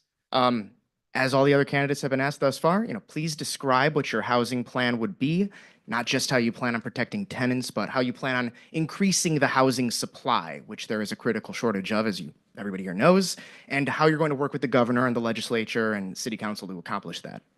Absolutely. I think any candidate running for mayor has to run with a platform that speaks to all 8.3 million people who call this city their home. And as you pointed out, the policy around a rent freeze, it covers about 2 to 2.5 million. And it's only the first part of our housing platform. We are going to be releasing additional parts. One of them will be about supply and the dire need for us to construct hundreds of thousands of new units of housing across New York City, and also to ensure that those units are truly affordable. Because I represent Steinway and Astoria, and it is difficult to call my constituents and let them know that there's a new affordable housing unit available, when in fact it's not affordable at all. It's just in the name of the program. And I think about the 421A program, which is now 485X, or 485W, they keep changing the numbers and the letters, which in what we've seen historically has cost over $1 million in subsidy for the creation of a unit that's supposedly affordable, but is in fact out of reach for so many. So what we're going to do, and I'll tell you now briefly, but we will be releasing this in detail, is put the city's capital dollars to work to ensure that we are building units for the two-family household, both of whom are employed in union jobs, but they can't afford a new place to live. For the New Yorkers, more than 100,000 of whom are currently living in shelters and can't find a place to get out of that shelter, or the 4,000 New Yorkers who are living on our subway platforms. We have to build housing for every single kind of New Yorker, and my administration is going to do that, not only by supporting proposals such as City of Yes, which I did, although I was disappointed at the ways in which some of the proposals were scaled back, but also by actively taking a muscular role in the construction of those very units and ensuring that our city government is not just hoping and praying that private developers will fulfill their promises, because I think most people in this room can cite at least one time the developer said one thing and did another. Thank you for the City of Yes shout out. I think was that the first one tonight? Thank you. Now on to the topic of immigration. In light of the incoming federal administration's threats, what will you do to protect our immigrant neighbors? If elected, I would be the first immigrant mayor of New York City. I was born and raised in Uganda in East Africa. I came to this city when I was... Are you from Uganda? Are you from Kenya? It's very close. That's amazing. I came here when I was 7 years old. I got my citizenship in 2018. 2 years later, I was elected as the first Ugandan American, the third Muslim to ever serve in the New York State Assembly. There is, however, also a need for more than just representation. We need to have a mayor who is actually willing to stand up and fight for New Yorkers. As I sit here now, we have a mayor en route to Mar-a-Lago, and we know that there is no reason to believe he is going there to try and advocate for New Yorkers who will be in the crosshairs of a federal government that has shown itself intent on destroying the very fabric of this city, no least through the promise to create the single largest deportation force in American history. We know that our mayor is going there to curry favor with our new president in the hopes of securing a pardon. That's what our mayor is going to do. We deserve a mayor who will be on the front lines of this battle and making it clear that we will not sacrifice a single New Yorker in the hopes of gaining favor from Donald Trump. And I say that as someone whose office opened an asylum seeker clinic last year, where we've worked regularly with more than 1,000 asylum seekers, about 90% of whom were single men from Mauritania. And we saw just the ways in which the city has abandoned these New Yorkers, because that's what they are. They are New Yorkers. And the cruelty of these 30 and 60-day shelter rules. We had a client that used to be living in a shelter, and after Adams instituted these rules, we found him sleeping at Steinway Station. And so often when you see New Yorkers in the depths of such despair, we don't always connect the dots as to how they got there. This is the city that put him there. And I think it's time we stop such cruelty. And it's also time that we think about how will we protect these New Yorkers from a federal government. And I want to cite one thing under Bill de Blasio's administration when Trump was first elected. They had instituted IDNYC. They had an incredible amount of sensitive information of undocumented New Yorkers. And out of an abundance of caution, de Blasio's administration shredded the personal documents behind IDNYC to protect those New Yorkers. And right now we have a mayor that I'm worried he's putting together that list to give it to the federal government. We need someone who will actually fight for those immigrants.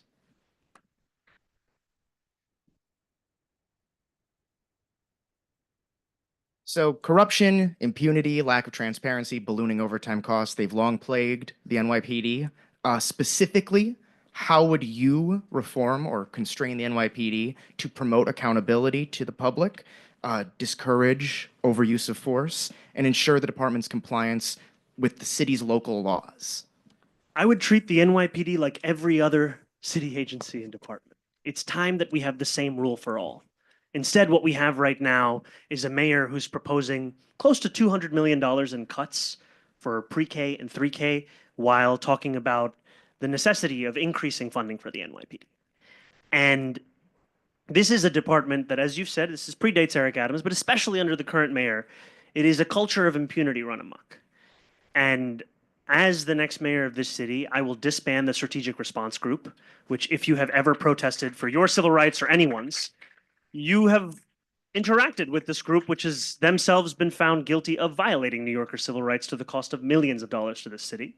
I will cancel Eric Adams' proposal to build a $225 million new training facility titled Cop City in Queens.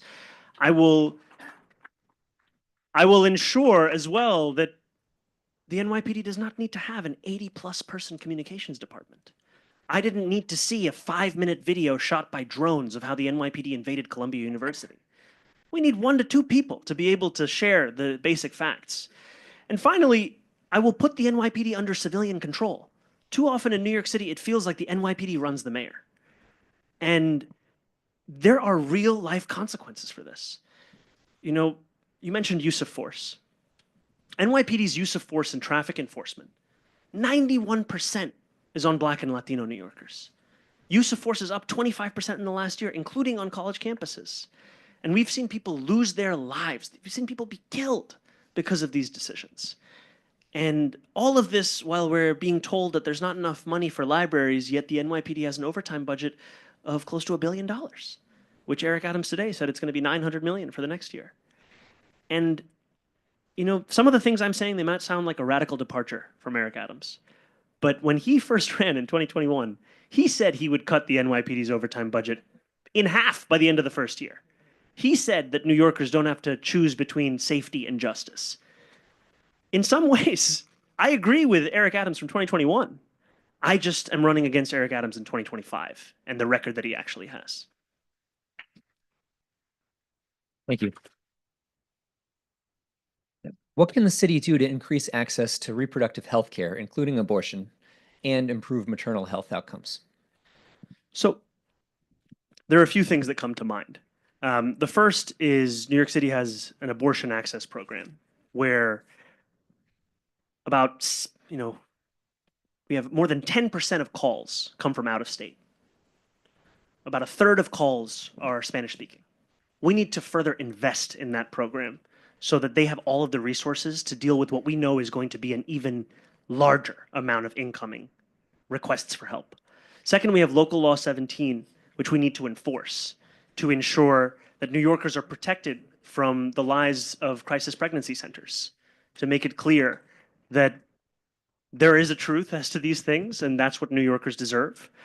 And we have to be willing to stand up and say it fully and proudly, that a woman's right to choose is never going to be in doubt in the city or in the state. And as this country turns its back on that fundamental right, we have to lead the nation in providing those services for the rest of it and showing Americans that there is a way that they can actually come here and make the decisions that are best for their body.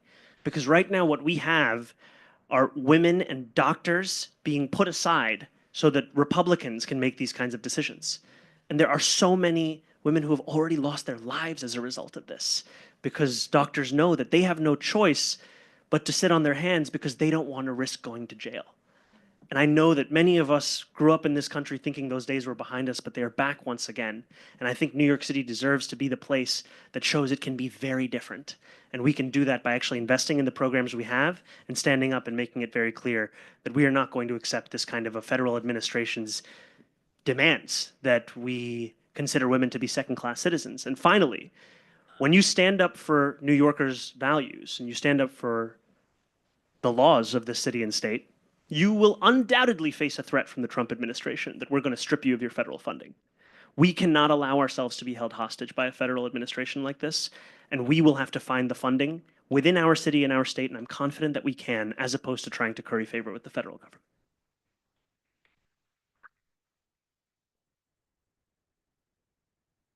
Assuming continued mayoral control of the New York City public school system, what initiatives would you pursue to improve the quality of education for all public school students in New York City? So I have been a critic of mayoral control, and I will seek to end the system as we currently have it, with regards to a mayor acting more as a monarch than one who is elected by New Yorkers to represent them. And I think it's critically important that parents and teachers and even students have more of a voice in determining the way in which our school system is run. There are a number of things beyond that, however, that we need to institute in this city. And I'm really excited to be here with my colleague, Joanne Simon, who has been a big part of the achievements that we've had in Albany, including winning record funding for New York City public schools by finally adhering to the Campaign for Fiscal Equity's lawsuit that they won. And yet, when we delivered that record funding to Eric Adams' New York City, most parents and students didn't feel it because the money was just moved around endlessly. What we need to do is actually ensure that when you get a dollar for education, you deliver that dollar for education. And that we adhere to the classroom size bill that we passed in Albany, and we actually create funding as opposed to asking principals to opt into a program. We give funding to every single school to institute that.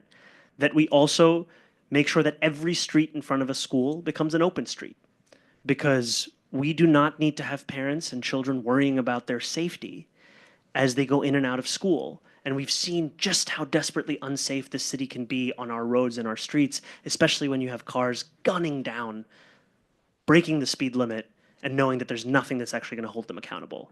And we've seen what's possible if we actually make these streets more into play streets than the streets that they currently are.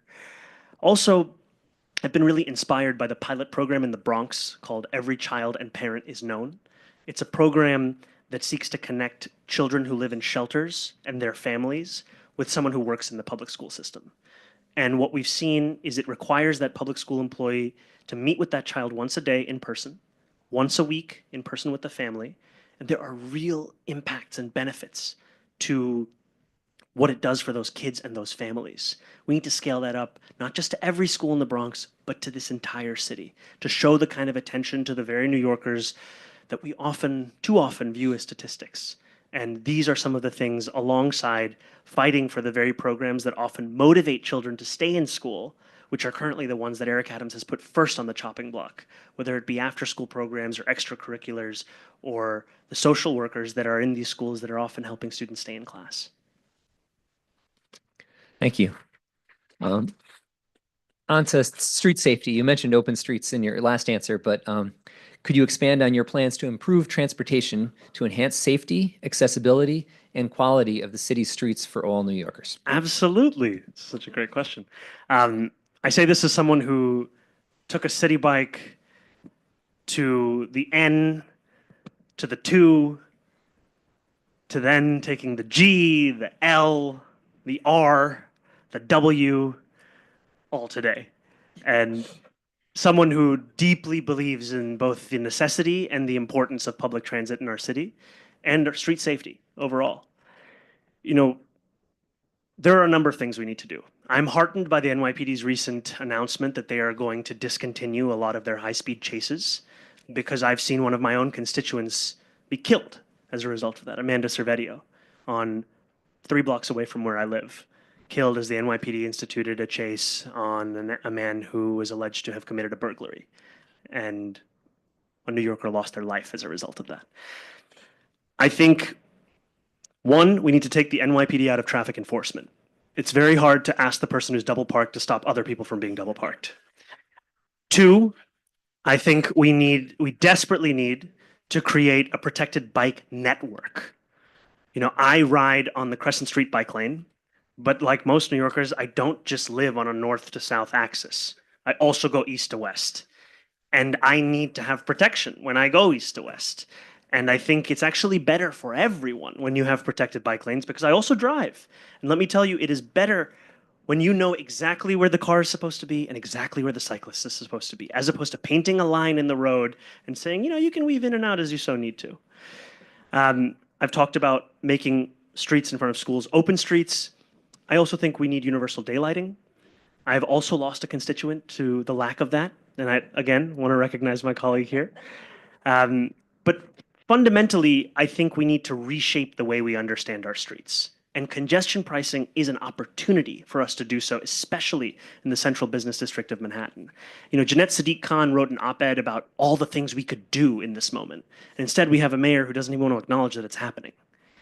We need to create a streetscape that is responsive to the needs of 2025. We have one right now that feels like it's been out of date for decades. And I'm excited to finally build the bike network that we need, not just follow the legal mandates that the mayor has violated every single year, but to build more than that and to ensure that buses that go at an average speed of 8 miles an hour can actually transport the million New Yorkers who ride them in a way that we have not seen before. That we can take the example of Bogota, Colombia, which moves 40,000 people in an hour in bus rapid transit, and build it out across this city. And that's partially why I'm so excited about our pledge to make buses fast and free. Because we're not only going to build bus lanes, we're not only going to build preferential signaling at every single intersection. By making these buses free, we will build on the successes of the pilot program that we won together in Albany, a program that showed in making one route free in each borough, ridership went up by 30%, assaults on bus drivers went down by 38.9%. The majority of new riders earned $28,000 or less, so they were already eligible for fair fares, but only 14% of them had enrolled, which shows the difficulty of asking a working class New Yorker to trust the same bureaucracy that failed them. And the last thing I would say is in this moment of the climate crisis, it's not all new technology and ideas that we need to institute. We have some of the answers. When we made the bus free, 11% of new riders got out of their car, whether the one they were driving or the taxi they were taking, and got onto the bus. Let's do that for every New Yorker. Let's finally make the bus the way people get around and the most reasonable, conventional, and convenient way. And then we can see all of these benefits citywide. Last question before the lightning round, yes or no's. You've touched on it a couple times already, but if elected mayor, how would you protect the city against a likely hostile federal administration while delivering results for New Yorkers? I would make it clear that New York values and laws are not up for negotiation. That doesn't mean that I would reflexively say no to each and everything. For example, if Donald Trump, who had run on a promise of making groceries cheaper, wanted to partner on our pilot program to make groceries cheaper, I'd say, great, let's do it together. Let's make these groceries cheaper. But if Donald Trump, as we know him to be, is completely insincere about any of his promises to make life to be more affordable and is instead looking to exploit the despair that many Americans have felt, then I will be clear that I will be standing on the opposite side of him, fighting him on each of those things. And, we're talking about a significant amount of money in city government comes from the federal government. But it's also an amount of money that we could find by taxing the wealthiest New Yorkers and wealthiest institutions that do business in New York. And I think it's important we say that out loud because Donald Trump will beg the question. He will force the question on us. Are you willing to sacrifice women who want to make their own decision when they're meeting with their doctor? Or are you going to find new ways to find the tax revenue that he can withhold from us? And we have to be creative. We have to ensure that we actually understand that what makes this city great is its values, is its traditions, is its laws. And we actually have to uphold them and not spend each and every day on national television talking about how we wish we didn't have a sanctuary city that we actually had to uphold. Thank you. So now we are at the lightning round. So we're going to ask you to do yes or Okay. no or very brief answers to these questions. You can't give a politician that option. I know. Extremely brief. Mayor Adams attempted to move retired NYC employees to a Medicare Advantage program. Would you pledge to stop all further litigation and veto any legislation that would move city retirees to a Medicare Advantage program? Absolutely. We need less profit seeking in our healthcare, not more. And that's what Medicare Advantage is. Will you commit to enforcing Local Law 97 of 2019 on its original timeline so the city can meet its emissions goals? Yes. Great. Are you committed to closing the Rikers Island jail complex by August 2027, the legally mandated deadline? Absolutely. And now, which mayoral candidates should I rank on my ballot and in what order? It's an important question. So, I could say you should vote for ZM and there'd be two options. To be sincere, I have met with all of the other mayoral candidates. And I have told them I have no interest in critiquing them because the only people that I want to critique in this race is disgraced New York executives, be they current or former. And I say that because I believe that I can win this race. And I also believe that by running, I increase the chances of everyone to win this race. Because only 25% of Democrats voted in the 2021 mayoral primary. I want to speak to them and the 75% who stayed home. And when I speak to each and every New Yorker, I'm going to make clear as we get closer to Election Day that there are 5 options on your ballot, and none of them should say Eric Adams or Andrew Cuomo. And as we get closer, to Election Day, I am also interested in slate strategies and cross endorsements and things of that nature, because we saw last time around one candidate engage in that, which is Andrew Yang endorsing Catherine Garcia, and there was a disproportionate number of his voters who voted for her. And it shows the potential in guiding your coalition as to where they could go to fill out their ballot. And I am committed to doing so with other candidates who are seeking to defeat the austerity agenda that we have lived through under Eric Adams and the one that we have already had to live through of Andrew Cuomo. Thank you very much. Thank you, Zoran. Thank you all so much. It's been a pleasure. And now, Seamus, Allison, and the comptroller. Hi, it's us again. Hope you didn't miss us too much.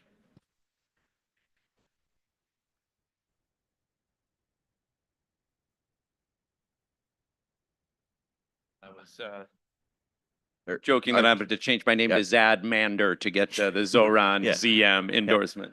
Obviously, our final candidate this evening is Comptroller Brad Lander, who was elected to citywide office in 2021, and before that was a 3-term council member representing the 39th district. Thank you. Comptroller Lander? Opening remarks? Thank you. Yeah, did I miss you? Okay. Yes. Good evening to CBID and IND and Lambda and Brooklyn Young Dems and INBK. I am so grateful to be here tonight because when I learned that our current mayor is flying to Mar-a-Lago to meet with Donald friggin' Trump right now, like my head literally almost exploded. I mean, it is not surprising. He's been pleading for a pardon for a long time now and clearly willing to sell out our immigrant neighbors and our city. But still, my head almost exploded. And I thought, you know what? Thank goodness I get to go hang out with the Brooklyn Reform and Progressive clubs. And that was where I want to be because we have been fighting corruption just like this together for a long time. I am so proud to have represented many of you for 15 years at this point. We stood up to corruption in the Brooklyn Democratic Party together. We stood up to corruption and feather bedding and sexual harassment and bid rigging at City Hall. After 2016, we created Get Organized BK, and we stood up to the Trump administration. And we are going to do that again, whether it comes from a corrupt executive like Eric Adams or a corrupt executive like Donald Trump. So thank you for all that work in the past. I'm proud to have been a part of it. I want to be a part of it with you in the future. We've also done a lot of amazing things together, like bring participatory budgeting to New York City, which meant every school classroom got air conditioned after middle schoolers demanded it. We integrated the middle schools of District 15. We made the 7th Avenue subway accessible. We have fought corruption and inefficiency at City Hall and everywhere else. And we have also made some remarkable things happen in our neighborhood. You've heard a lot tonight, and I'm going to talk about it too, about just how badly city government is failing people. City government has to work better for New Yorkers on the things that matter, on housing affordability and tenants getting displaced, and on childcare, and on neighborhood safety in a way that works for everyone. But what I'll say to you is, of all the candidates who are here, I'm the one with a demonstrated record of executive leadership of actually making city government work better for New Yorkers. And that's really why I hope you will support me in this race. For 15 years, I ran affordable housing and community development organizations in this neighborhood, Fifth Avenue Committee. We preserved and created thousands of units of affordable housing, protected tenants by organizing together, helped people get 5,000 people get living wage jobs through Brooklyn Workforce Innovations. In the city council, the legislation that I passed made it so that Uber and Lyft drivers and deliveristas get a living wage. Fast food and retail workers are protected from unfair schedules. Freelancers can't be stiffed out of the wages that you've earned. Each time they said the sky would fall, but it's a great place to be a freelancer, and there's plenty of fast food and food delivery, and literally millions of New Yorkers have billions of dollars in their pocket because of legislation that I passed.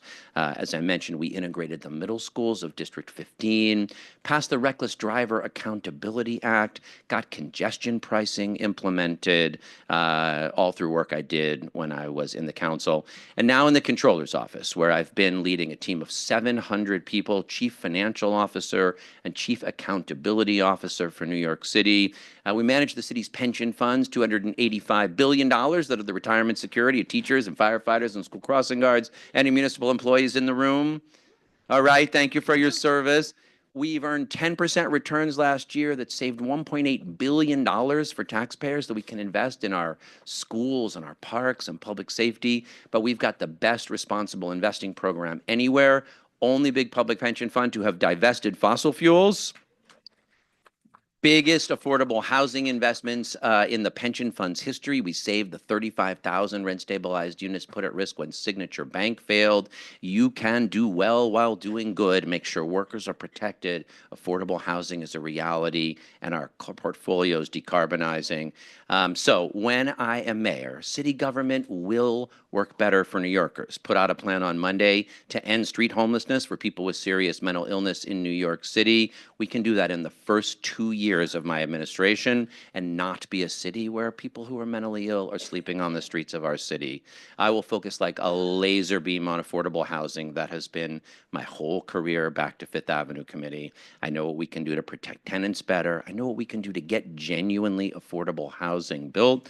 I'm the only candidate in the race who doesn't take contributions from real estate developers, but I believe we need to build more housing. We just have to make sure it's genuinely affordable. And at the heart of my plans for housing affordable construction is a next generation of affordable homeownership for working and middle-class families, so young families can see themselves staying in this neighborhood. Obviously, another critical element of that is expanding affordable childcare.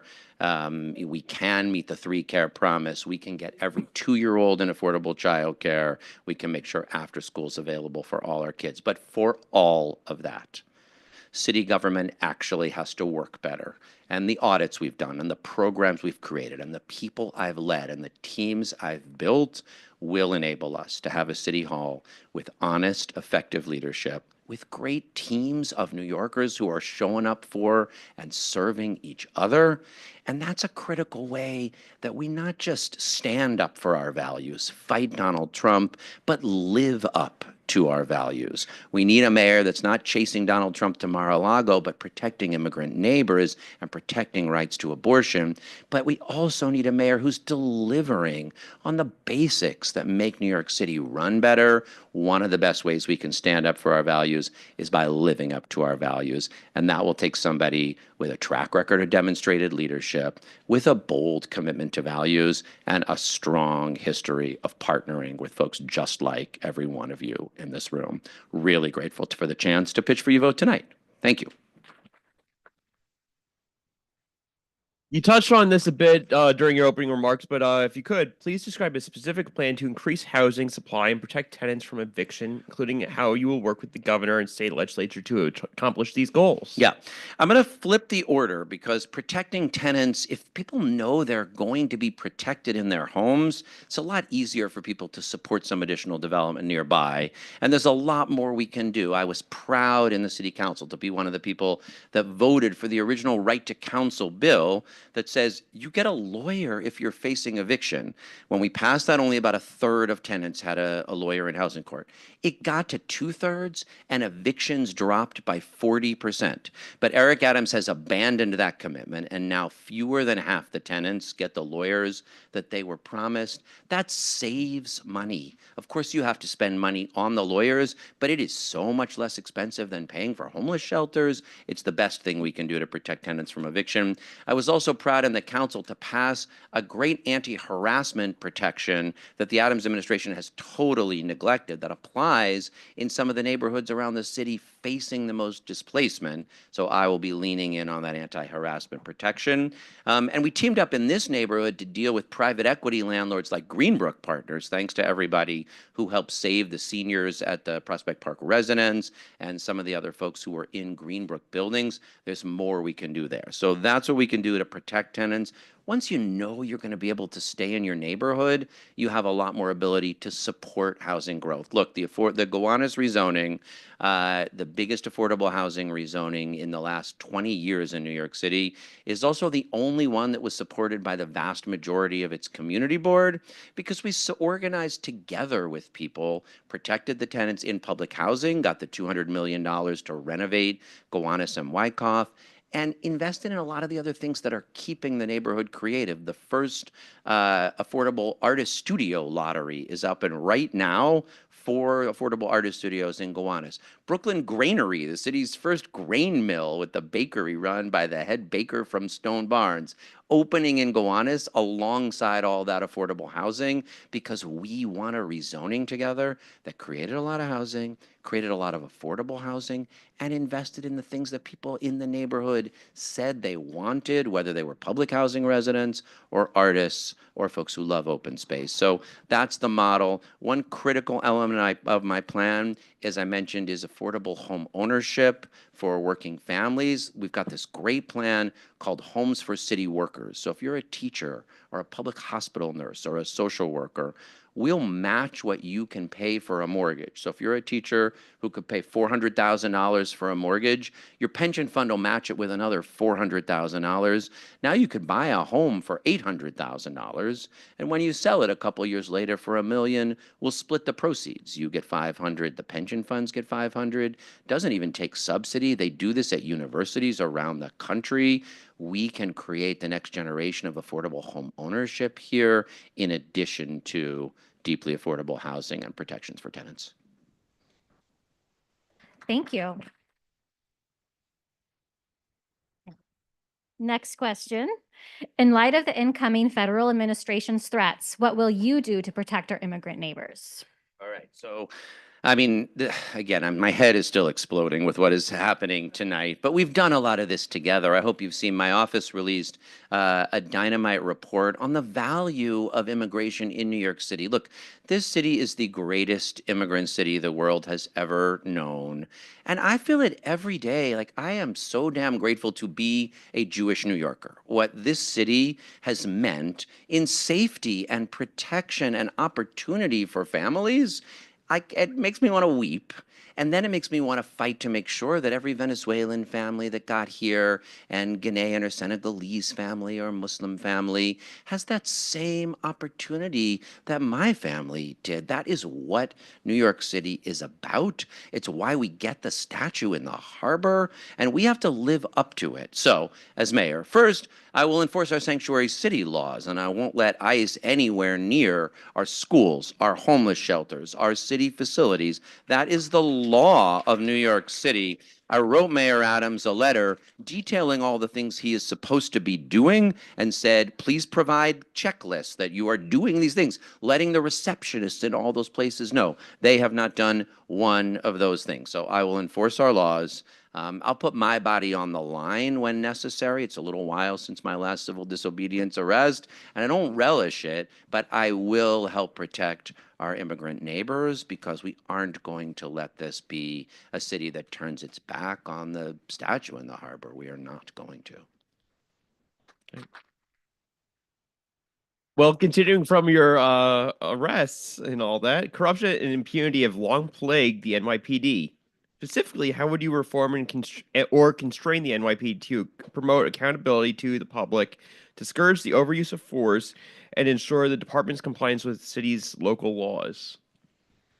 So look, I've said this before, and I'm going to say it here as well, because we got to get this balance right. We can have both fairness and safety, and that's what everybody deserves. It is an important moment to be serious about safety in all kinds of ways. What's happening on the subways, is frightening for people. Most days you get on the subway, you see a person who's unwell, and you think, okay, I know they're not a threat to me. And then you go home on the news that night and see someone got pushed on the tracks, and the next day you think, I'm nervous the next morning. So that's why my number one commitment here is to end street homelessness for people with serious mental illness in our city. That's a way we can get a safer city and a more humane one at the same time. On policing specifically, look, police are necessary to respond to violent crimes, to get illegal guns off the street, to solve shootings, but they can't help homeless people get into stable housing or keep kids from skipping school or make sure folks get good jobs. So you need to build the partnerships that make that possible. That's what my plan to end street homelessness looks like. You need to have the accountability system. That's why I was proud with Jumaane Williams to pass the Community Safety Act that ended discriminatory stop and frisk, that created the Office of the NYPD Inspector General, that dealt with use of force. And I will make sure that all of those laws that we passed are enforced, and that I have a commissioner who wants to do both things, who doesn't want to run a protection racket with his twin brother, like Mayor Adams' last, prior police commissioner, but who wants to partner with the community violence interrupters and the mental health organizations to keep the city safe, who wants to support police officers who are showing up every day to risk their safety for ours, and who knows everybody has to be held accountable, whether those are folks who break the law, whether those are police officers, or whether those are politicians who spend billions of dollars on programs that don't work. I will insist on accountability from the mayor through the police commissioner and all the way around.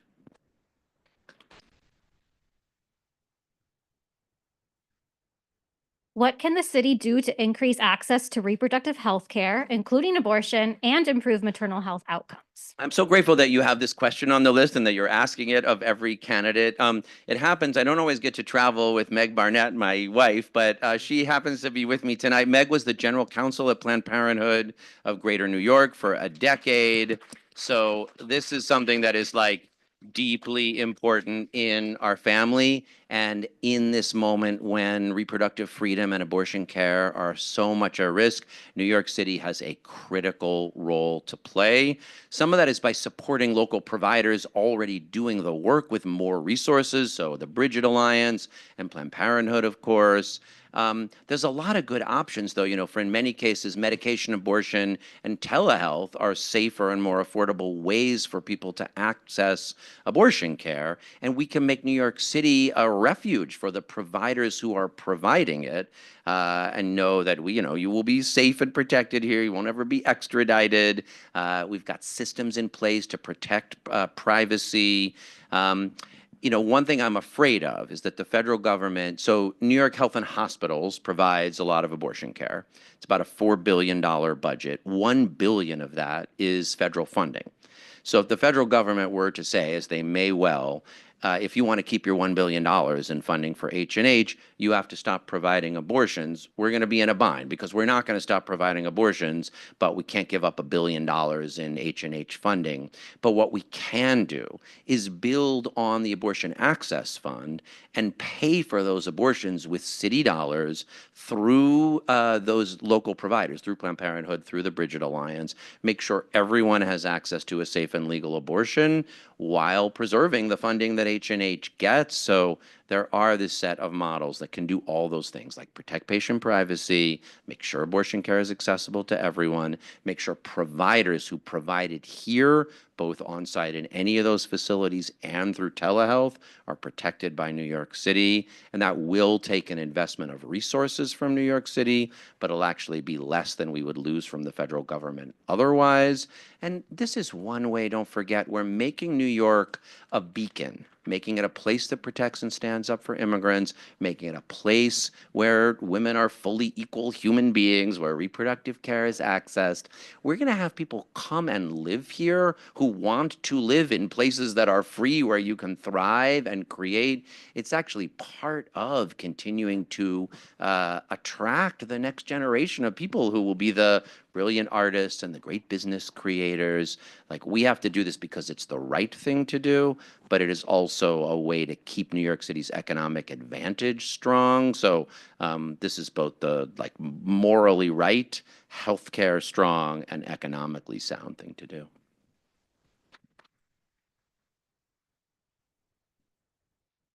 Assuming continued mayoral control of the New York City public school system, what initiatives would you pursue to improve the quality of education for all public school students in New York City?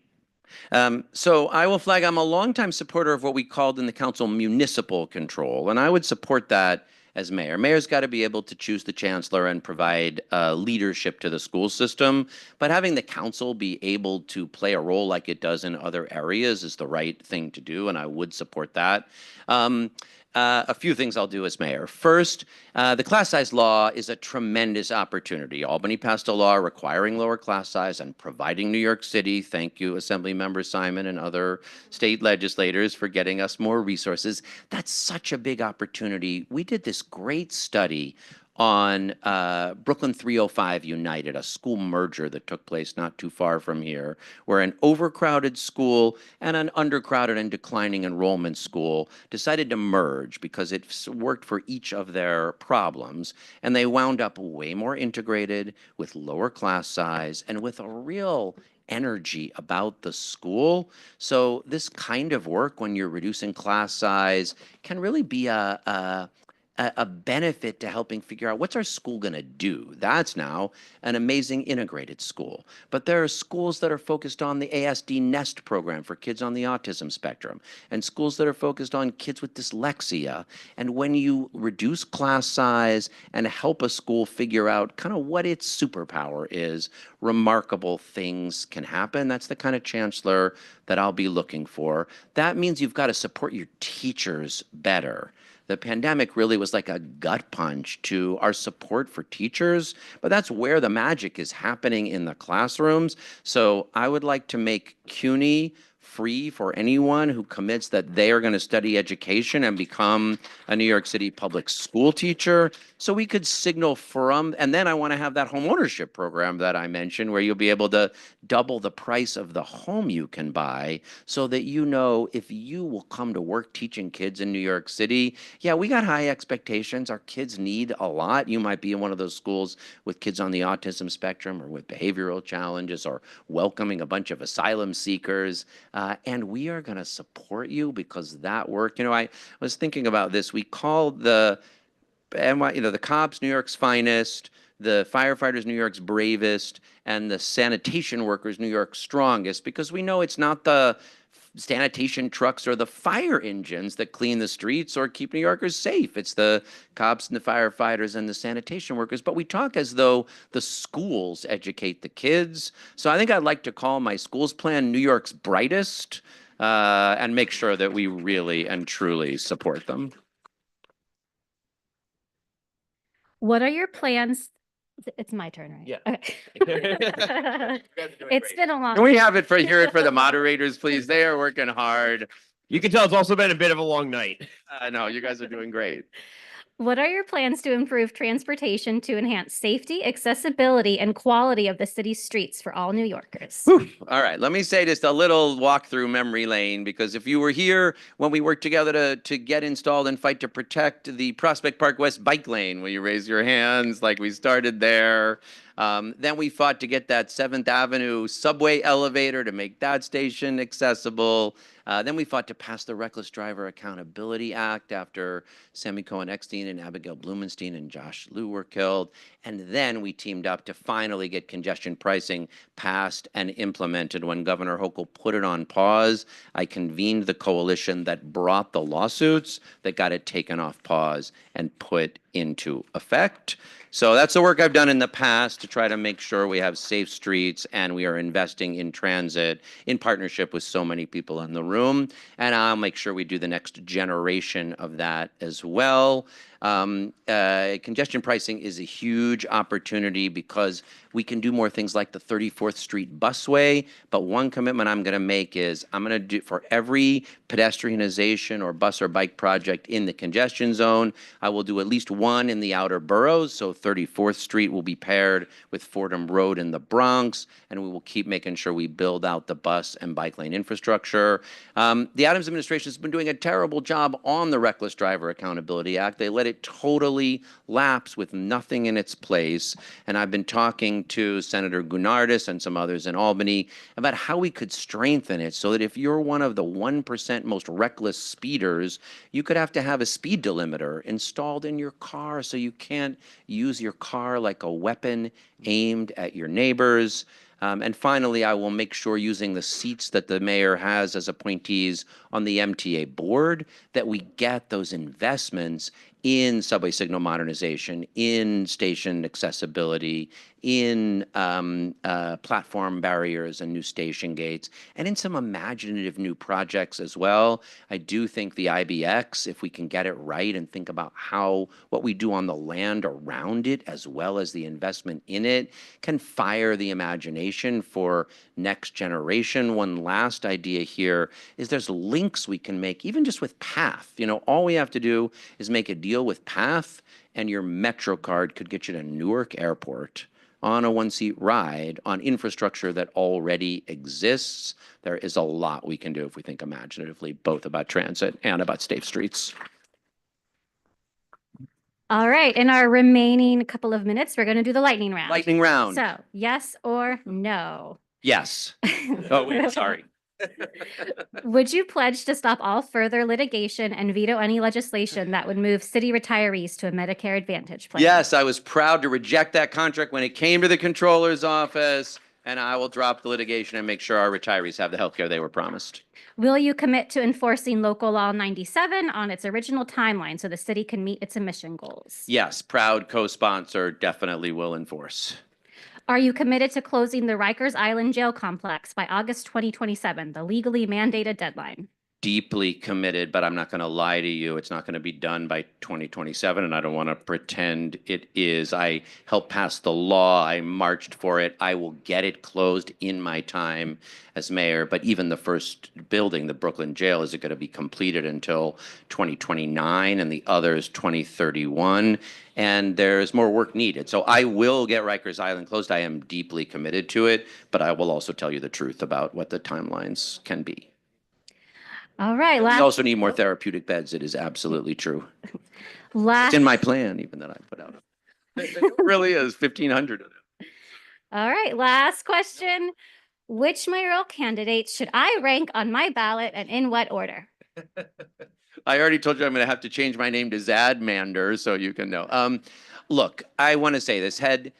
We have to get this right, because if Maya Wiley and Catherine Garcia had cross-ranked each other, had just cross-endorsed each other, one of them would be mayor right now, and our mayor would not be flying to Mar-a-Lago to meet with Donald fucking Trump. So I promise you, I mean, obviously, I think you should rank me first. And obviously, I think you should not rank Eric Adams or Andrew Cuomo anywhere on your ballot. But I also promise you that I will participate in cross-ranking or cross-endorsement or a model that makes sure we get a mayor who is neither of those two. We get somebody who will run City Hall better. And you have my word on that. So thank you very much. Thank you so much. Thank you so much. This was fun. I really appreciate it. Thanks for sticking around, everyone. I know this was a long, late night, so thank you for staying. Oh. Okay, as everyone's saying, of course, would like to say a special thanks to all the clubs that helped with this evening. Brooklyn Young Dems, BKForge, Central Brooklyn Independent Democrats, Independent Neighborhood Democrats, New Kings Democrats, Indivisible Brooklyn, Go BK by Day, Lambda Independent Democrats, and as I'm sure most of you know, most, if not all of these clubs will be endorsing. So make sure to be on the lookout for what they're up to. Of course, let's give a huge shout out to the staff at Brooklyn Law School. Big shout out to Tony and Chris for helping manage the live stream. And big shout out to all of you for being so civically engaged. We hope that you can come join us on February 6th. We'll be back here for our Public Advocate and Comptroller Forum. Thank you, everyone. Have a great night.